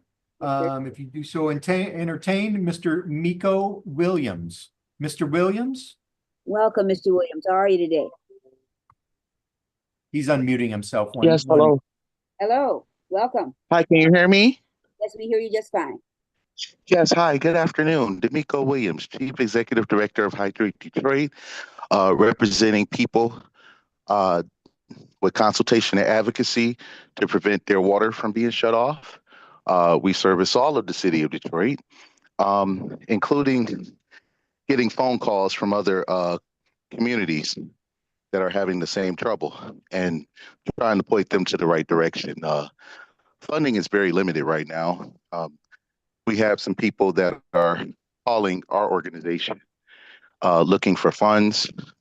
They are either about to have their water shut off. Some already have their water shut off. We've been submitting names to the Water and Sewage Department to get them help and advocate for them to have their water restored. Right now, the Lifeline plan, as of today, is closed. They filled the slots, and I'm asking for the Water and Sewage Department to please have a waiting list or some type of mechanism to where people can still call and they can avert their water from being shut off, just as you did in COVID, just as you did previously in 2019. I don't think that people should be told to have a restoral fee that they cannot afford. Um, my organization is trying to raise funds to help customers and people, but it is kind of difficult when we have an entire situation on our hands with the state. The state bills are still jammed. We cannot get any movement on them, and this is the result of what's happening. I want to thank the Water and Sewage Department for what they're doing, the customer service team and Director Brown for amending the Easy Pay agreement and allowing those customers with arrears to re-enroll again. Thank you very much. That can help at this time. But I'm going to advocate once again that the Water Department puts together something of a waiting list or develop a list of people that get on the list to avert their water from being shut off. At least they called, at least they reached out. And if they're calling to reach out, then they should be given an opportunity to have their water either averted from being shut off or at least talked about restoral. Wayne Metro, SER, MDHHS, and all these other organizations are out of funding. They either provide $350, you have to pay half if you are in $1,000 worth of debt. And many of the people I am talking to are over $1,000 worth of debt, including one that has $8,000. But anyway, we still have to do whatever we can to service these citizens and to prevent water shutoffs. Some are living with their water shut off already. Those that I've spoken with, and it is very dire. So please help us however you can. Thank you. Thank you, Mr. Williams, and we'll certainly take everything you've said into consideration and make sure we do everything we can. First of all, that customers don't get their water interrupted, and then to restore them as soon as possible. So thank you very much for your advocacy. Is there anyone else who would like to address the committee? Madam Chair, there's no other hands that are raised, and I'll say the same comment that I made to Ms. Hemphill, to Mr. Williams. If you hang on to the presentation a little longer in the presentation, I will have a response for Mr. Williams as well on his request. Very good. I hope that he stays with us. Thank you very much. Then we have no one else. We will close public participation and move on to item 6, communications. We have none. Item 7, unfinished business. We have none. Under new business, we have our customer service presentation. Will that be you, Mr. Phillips? Madam Chair, yes, it will be partially me, but Ms. Crowell is going to kick us off. So let me just. All right. Welcome, Ms. Crowell. Good afternoon, commissioners. Good afternoon. Thank you. Just waiting for the presentation to appear. Okay. Is it up, Kim? Yes, it's up. If you can just take it to slide 3. Thank you. Okay, good afternoon again, commissioners. My name is Kim Crowell, Customer Service Manager. March was a very high demand month for customer service. We handled nearly 60,000 calls and just under 8,000 email inquiries, making this our highest volume in the past 12 months. We had nearly 67,000 total customer touch points, which averages to about 3,000 customers per day. And that is more than double our budgeted capacity. Across all channels, including calls, emails, and self-service, we supported over 156,000 customer interactions during the month of March. Next slide. Our average speed of answer increased to 19 minutes and 27 seconds, largely driven to 2 factors. First, we experienced some technical issues with Encuesta, which slowed down our call handling. And secondly, we had mandatory staff trainings during the month of March. And given the size of our team, each employee attended approximately a 2.5 hour of training, which temporarily reduced our available staffing to take calls. We saw a difference across our 2 different call types.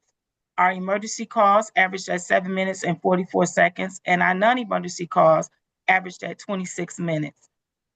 Even with the increased wait times, the customer service team, they remain focused on delivering quality service. Our customer service satisfaction score was at 82%, and we have now exceeded that goal for 31 consecutive months. And our first call resolution was at 69%, And this shows us that we're still resolving the majority of our customer concerns on their first interactions with us. Leave that slide. I want to ask, are there any questions, concerns?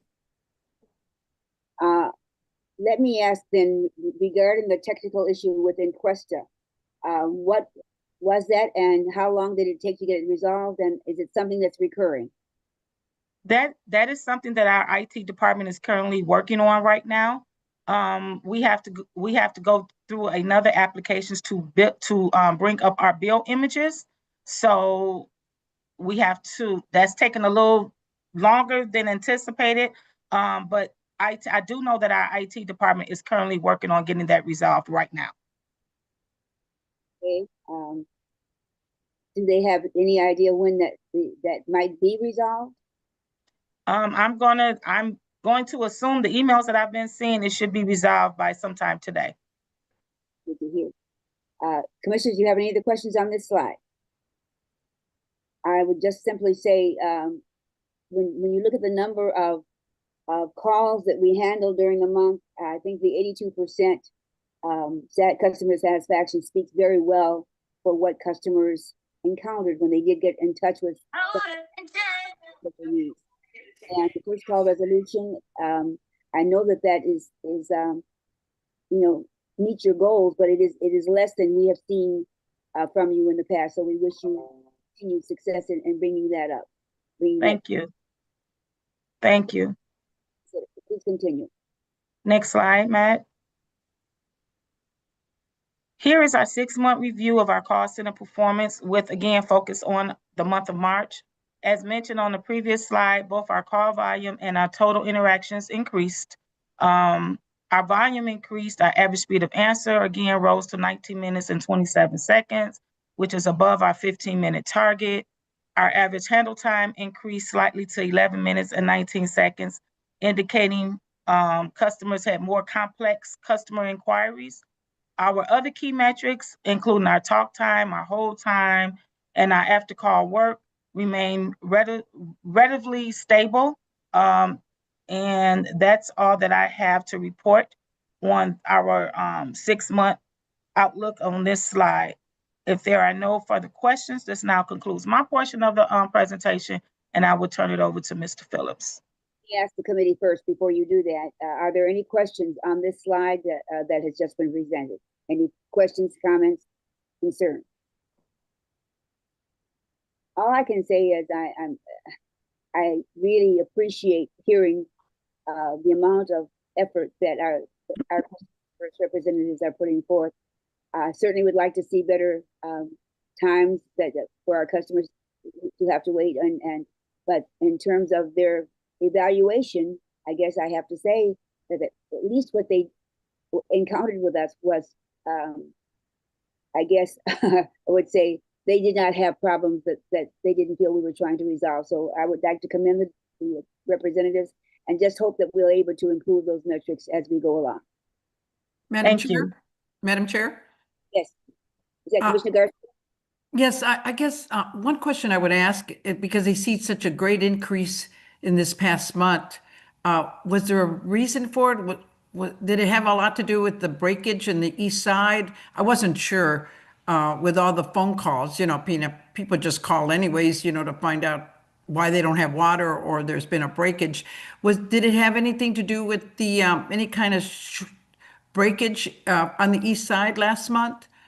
Yeah, well, our calls for the month of March, they were pretty much weather related. Customers were calling to get enrolled into the Easy Pay plan and things like that. Okay, yeah, because you said you had a great deal of increase. That's why I said, Yes. oh, okay, Yes. more so than you've had in the past. So it had a lot to do with the weather and the breakage and things like that. Okay. Yes. Thank you. Yes, it did. Mm-hmm. You want to be more specific when you say weather related? Weather related, rain, water main breaks, things like that, due to the freezing temperatures. Okay. What is the turnaround for the water main to be repaired and the customers having back their water? What is usually the turnaround? I don't know if Deputy Director Sam Smalley, but I believe the service level for a water main break is 24 hours. Am I correct, Sam? 24 to 48 hours? Sam Smalley, Deputy Director. We try to fix all breaks within 4 days. However, if someone is out of water, they immediately go to the top of the priority list, and those are normally fixed within 24 hours. So in that time, Sam, is there an issue where we deliver water to them for drinking or that? Is there a program where we back it up as like a wraparound for them? If they're going to be out of water overnight, yes, we Okay. have a program where we can deliver bottled water. Okay, thank you. I appreciate that because I don't know if that's something that we usually report on, but I think that's always so important because water is so important, especially to some of the seniors and the children in that area. So I thank you. You're welcome. That we are delivering water in those instances where they're going to be out for a while. So that is good customer service, and thank you. Okay. Is this the next thing on the agenda, the planning calendar? Yes, Madam Chair. Thank you. Thank So you. looking at the Lifeline and Easy Pay program, we did reach 4,709 households that are receiving the Lifeline H2O benefit of a $34 a month bill. That is 105% of our goal. The average decision time was 11 hours. The Easy Pay Pro, and I do have a further update that I will share in just a moment after this slide on the Lifeline program. The Easy Pay program currently has 49,597. Our target for this fiscal year was to have 50,000 individuals enrolled in the program. We're at 99.1% of that goal, so we're a little bit ahead of schedule, which is fantastic. We'll reach that 50,000 likely by the end of next week. We have 30,462 households that are either actively paying on a monthly basis, meaning that they're up to date, and or they have completed the agreement, which means that they have paid off their past due balance in their Easy Pay installment program early, faster than the 36 months.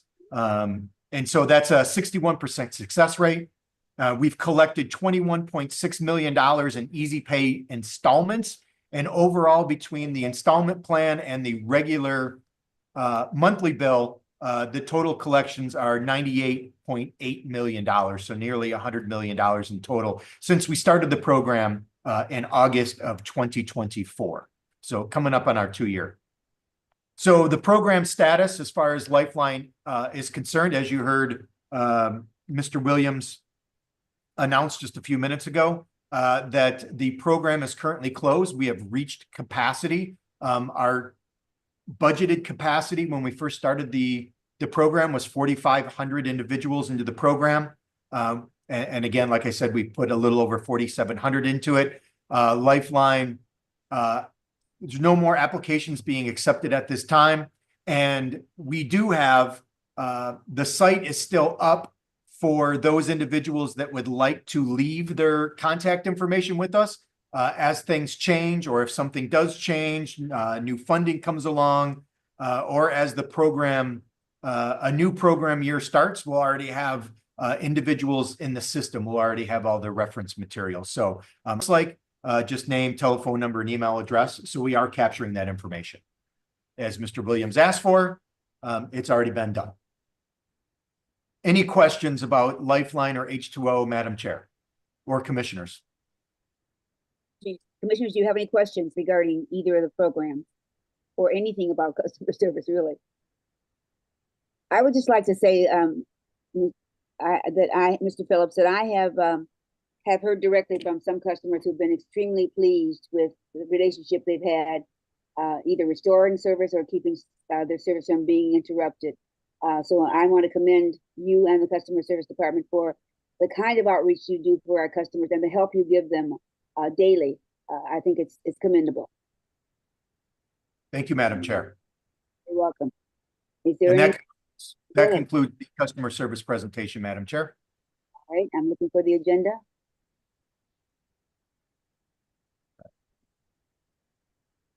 Tamara, if you'd like to share the agenda, we can. It's right at 3 o'clock, so I think if we can get done in the next 30 seconds, we can. Right then. Then our planning calendar, Easy Pay. Completed, Madam Chair. Are there any other matters to come before this committee?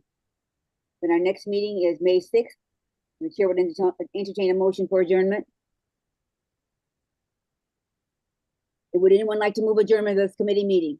Move, Madam Chair. By Commissioner Pagati, and I will support that. This meeting stands adjourned.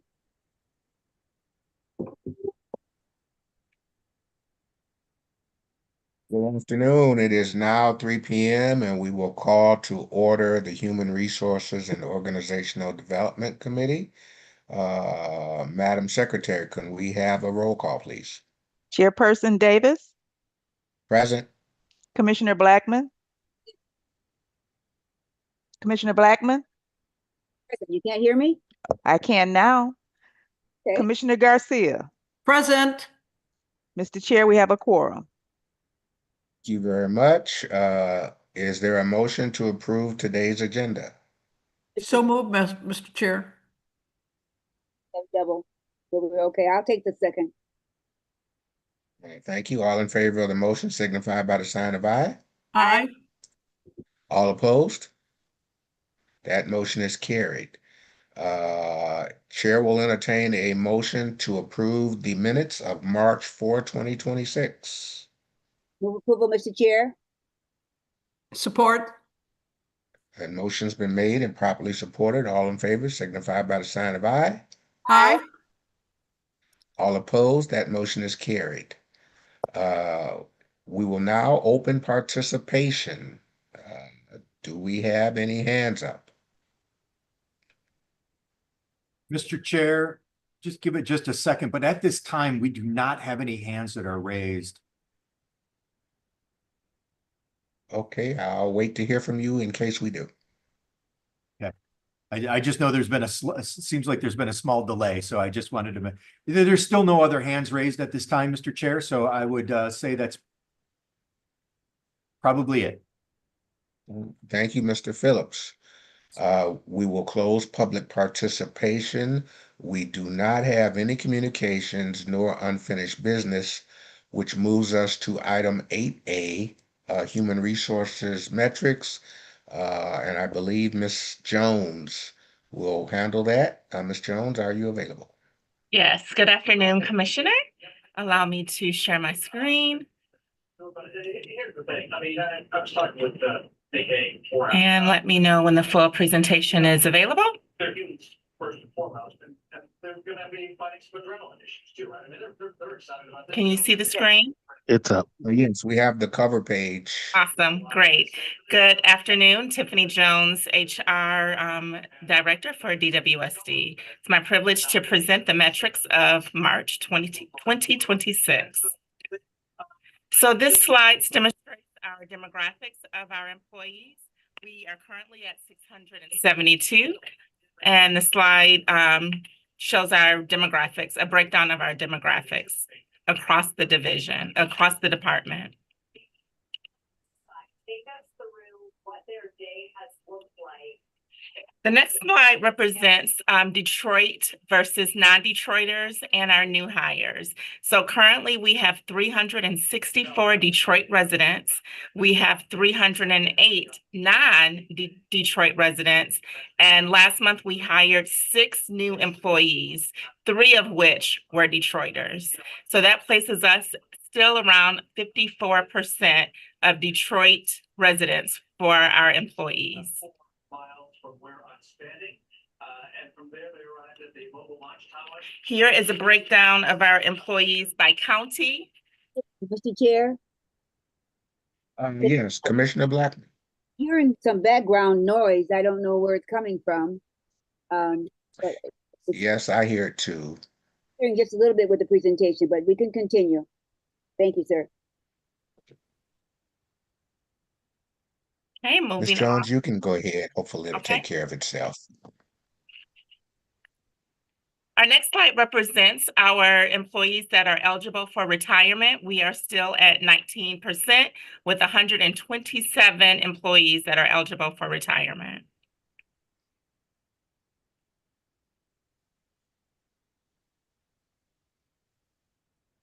This slide represents our open positions here at DWSD. We have 23 open recs, which equate to 42 open jobs.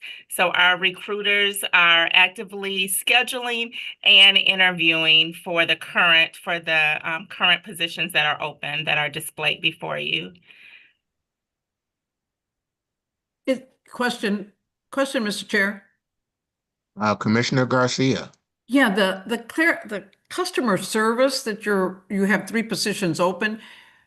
If I remember last month, we had people that had applied. Do we go back to the people that have applied already in a pool, Ms. Jones? I'm not sure. Yes, Commissioner, but this particular job is for team leader. So it's a different level of qualifications for team leaders. But it is in the customer service division, and we do pull from within a year, we keep it on file for a year, and we do pull from the candidates that have open resumes on file. And at the same time, is there an opportunity for the people that have already been in customer service to apply for the team leadership and then be promoted? Absolutely. We encourage internal promotion. Absolutely. Okay, thank you. My pleasure. And then this is a continuation of the open positions.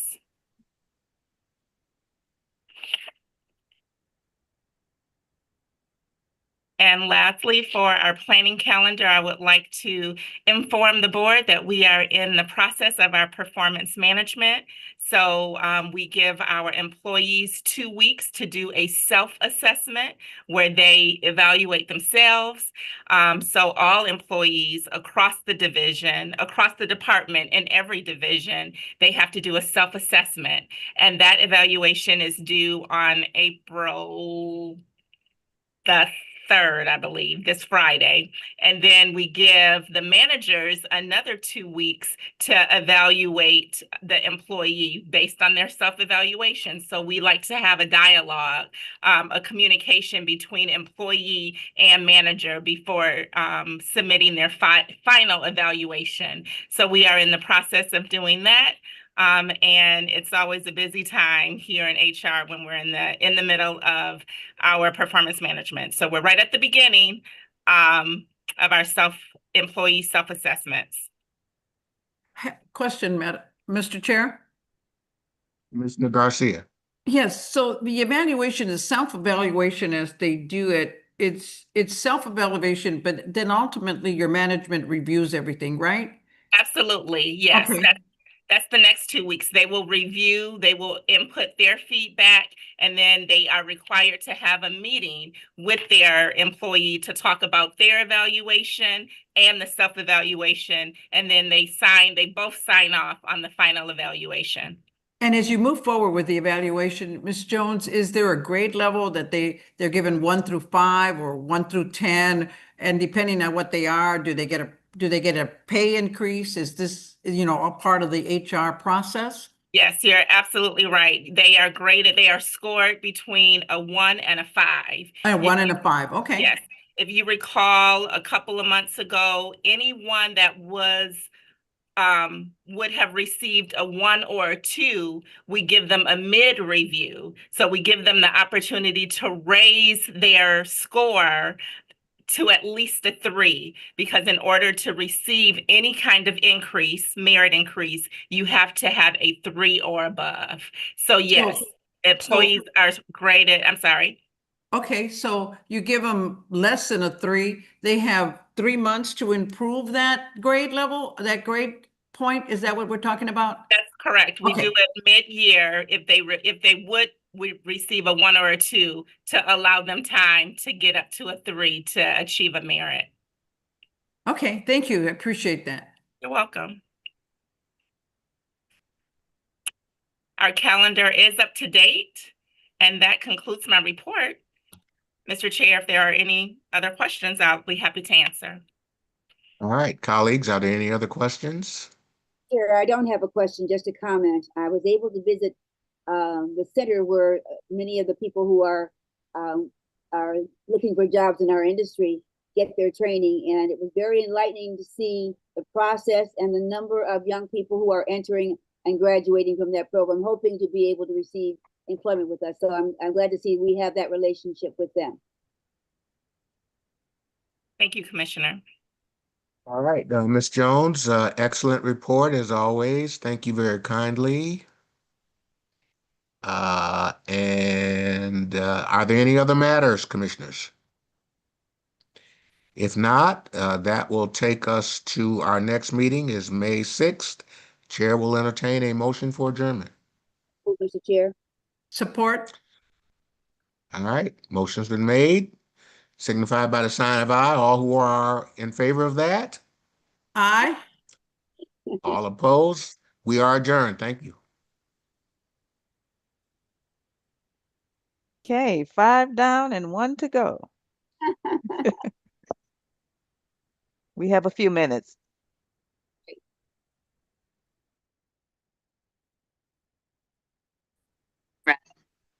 Let's see. Noon.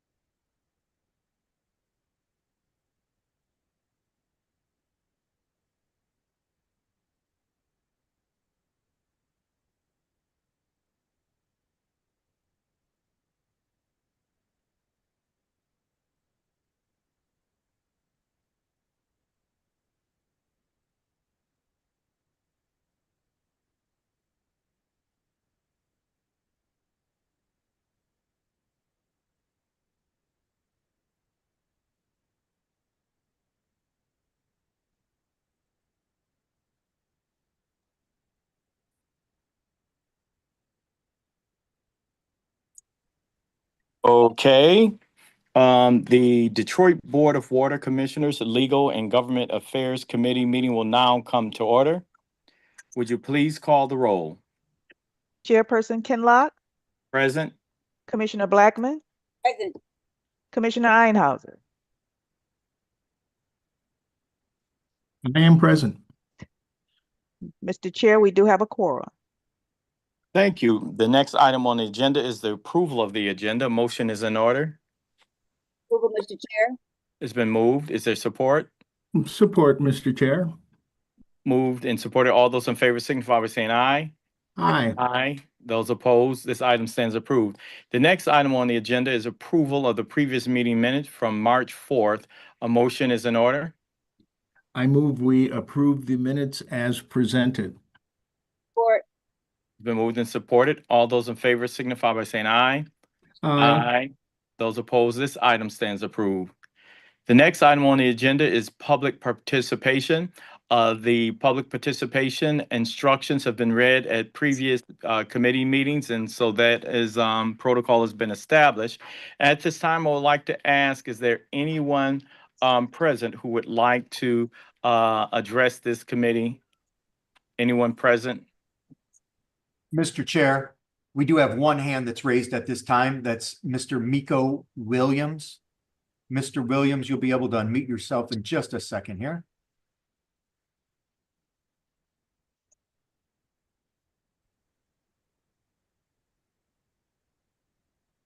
Mr. Williams, can you unmute yourself? Yes, hello, good afternoon. Can you hear me, please? Yes, we can. Good afternoon. Hi, good afternoon. This is D'Amico Williams. I'm the Chief Executive Director of Hydrate Detroit. I would like to address this committee in regards to some concerns. The first one is the Leland House. I would like to know if this committee or the Board of Water Commissioners or legal can provide an update, or if they know anything about what are the water bills look like over there. I get so concerned about senior buildings and apartment buildings that may owe large amounts of water bills, and they're not getting any consideration due to collection.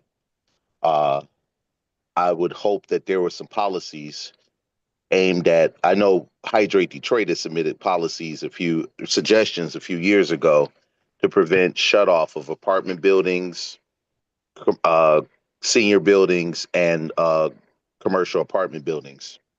I get very concerned about the citizens that could be living due to a scumlord or a property management company that's not doing right by the people.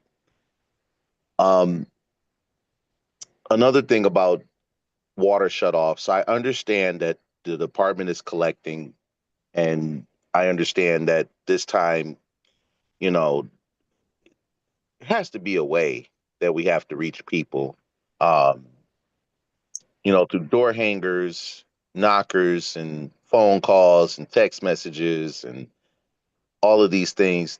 There has to be a physical location or an outreach.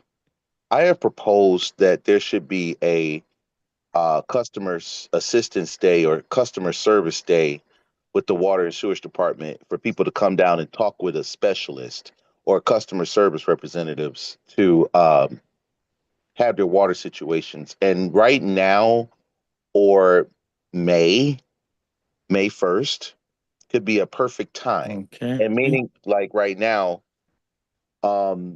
at this time, I understand it's getting warm and, but there are a lot of people that are still having issues. And I'm not making any excuses. I wish I could say that if people could pay their water bills, they are trying to make an effort. I wish I could say that, but people are afraid. People are fearful of having their water shut off or being placed in disconnection, and they can't afford it because of losing Social Security, Medicaid, and other necessities. DTE is tearing us apart, and I am opposed to data centers as well. Please take these things into consideration. Thank you. Okay, thank you, Mr. Williams. I'd like to ask, is there anyone else asking to be recognized to address this committee? Mr. Chair, there is one other hand that's raised at this time. That is Norel Hemphill. Ms. Hemphill, you will be allowed. Go ahead, Ms. Hemphill. Indeed. Good afternoon to the committee and to the commissioners. I did have one thing I wanted to mention that Mr. Williams brought up was having policies and protections for tenants. I would like to invite our water department, DWSD, again to support House Bill 4555, House Bill 5170, House Bill 5171, House Bill 5172, and House Bill 5173. Those 5 bills comprise the Affordable Water Now package, which is being championed by Representative Emily Devendorf. And the reason why I'm lifting that after Mr. Williams' comments is that in that package, there is a protection for number one, shutoffs. There's a moratorium on shutoffs for lack of bill payment. So that protects residents from shutoffs. And number two, there are tenant protections. This is a true water affordability plan. So we don't want the water department to get skittish or afraid when you hear that there won't be the opportunity to shut off water. We know that shutting off water is not a viable collection tool already. If people don't have money, they won't have money, and shutting off their water bill will not magically make the money appear. It will just create a stressful situation for that family and that household that does reverberate throughout the community. So we're inviting the water department again to support that bill package. I know that early last year, when there was just one bill introduced, when House Bill 4555 was introduced, you had your special liaison, attorney Deborah Pospish, do an overview of the Senate bill package and compare that with that one House bill that had been introduced. So I would like to invite you to do a true analysis of both bill packages, a deep dive of each package. I know last time Attorney Pospish had provided us with some bullets on a Word document. If there could be a full presentation, even if we can do that in a smaller meeting or however a special meeting, I think it would be imperative that we do have more than these 3 minutes for dialogue and to really vet out that package. I do not see any reason why our water utility is not able to support both of those packages, as we need all the tools in our toolbox to ensure that residents have access to clean, safe, and affordable drinking water. Thank you. Okay, thank you. Okay, is there anyone else to be recognized? Mr. Chair, there are no other hands raised at this time. Public participation is closed. We'll now proceed to the next item on the agenda, communications. Under communications is receipt of correspondence, the FOIA report for the month of March. Motion is in order to receive and file. I move we receive and file correspondence. Is there support? Chair, would like Support. It's been moved to support it. Pardon me, under discussion, yes. Items A and B, receipt of correspondence for both items. At this time, I will accept that a motion for accepting to receive and file items 6A and 6B, and it's been supported. All those in favor signify by saying aye. Aye. Aye. Those opposed? These items stand approved. The next item on the agenda is item 7, unfinished business. There is none. Under item 8, new business, there is none. We'll now proceed to item 9, the planning calendar, security and integrity mid-year review. This is being rescheduled to the May agenda. And so with that, there is no other matters to be brought before this committee. Our next meeting will be May the 6th, 2026. And at this time, a motion to adjourn is in order. Adjournment, Mr. Chair. Is there support? Support. Moved and supported to adjourn. All those in favor signify by saying aye. Aye. Aye. This meeting stands adjourned. Thank you. Here.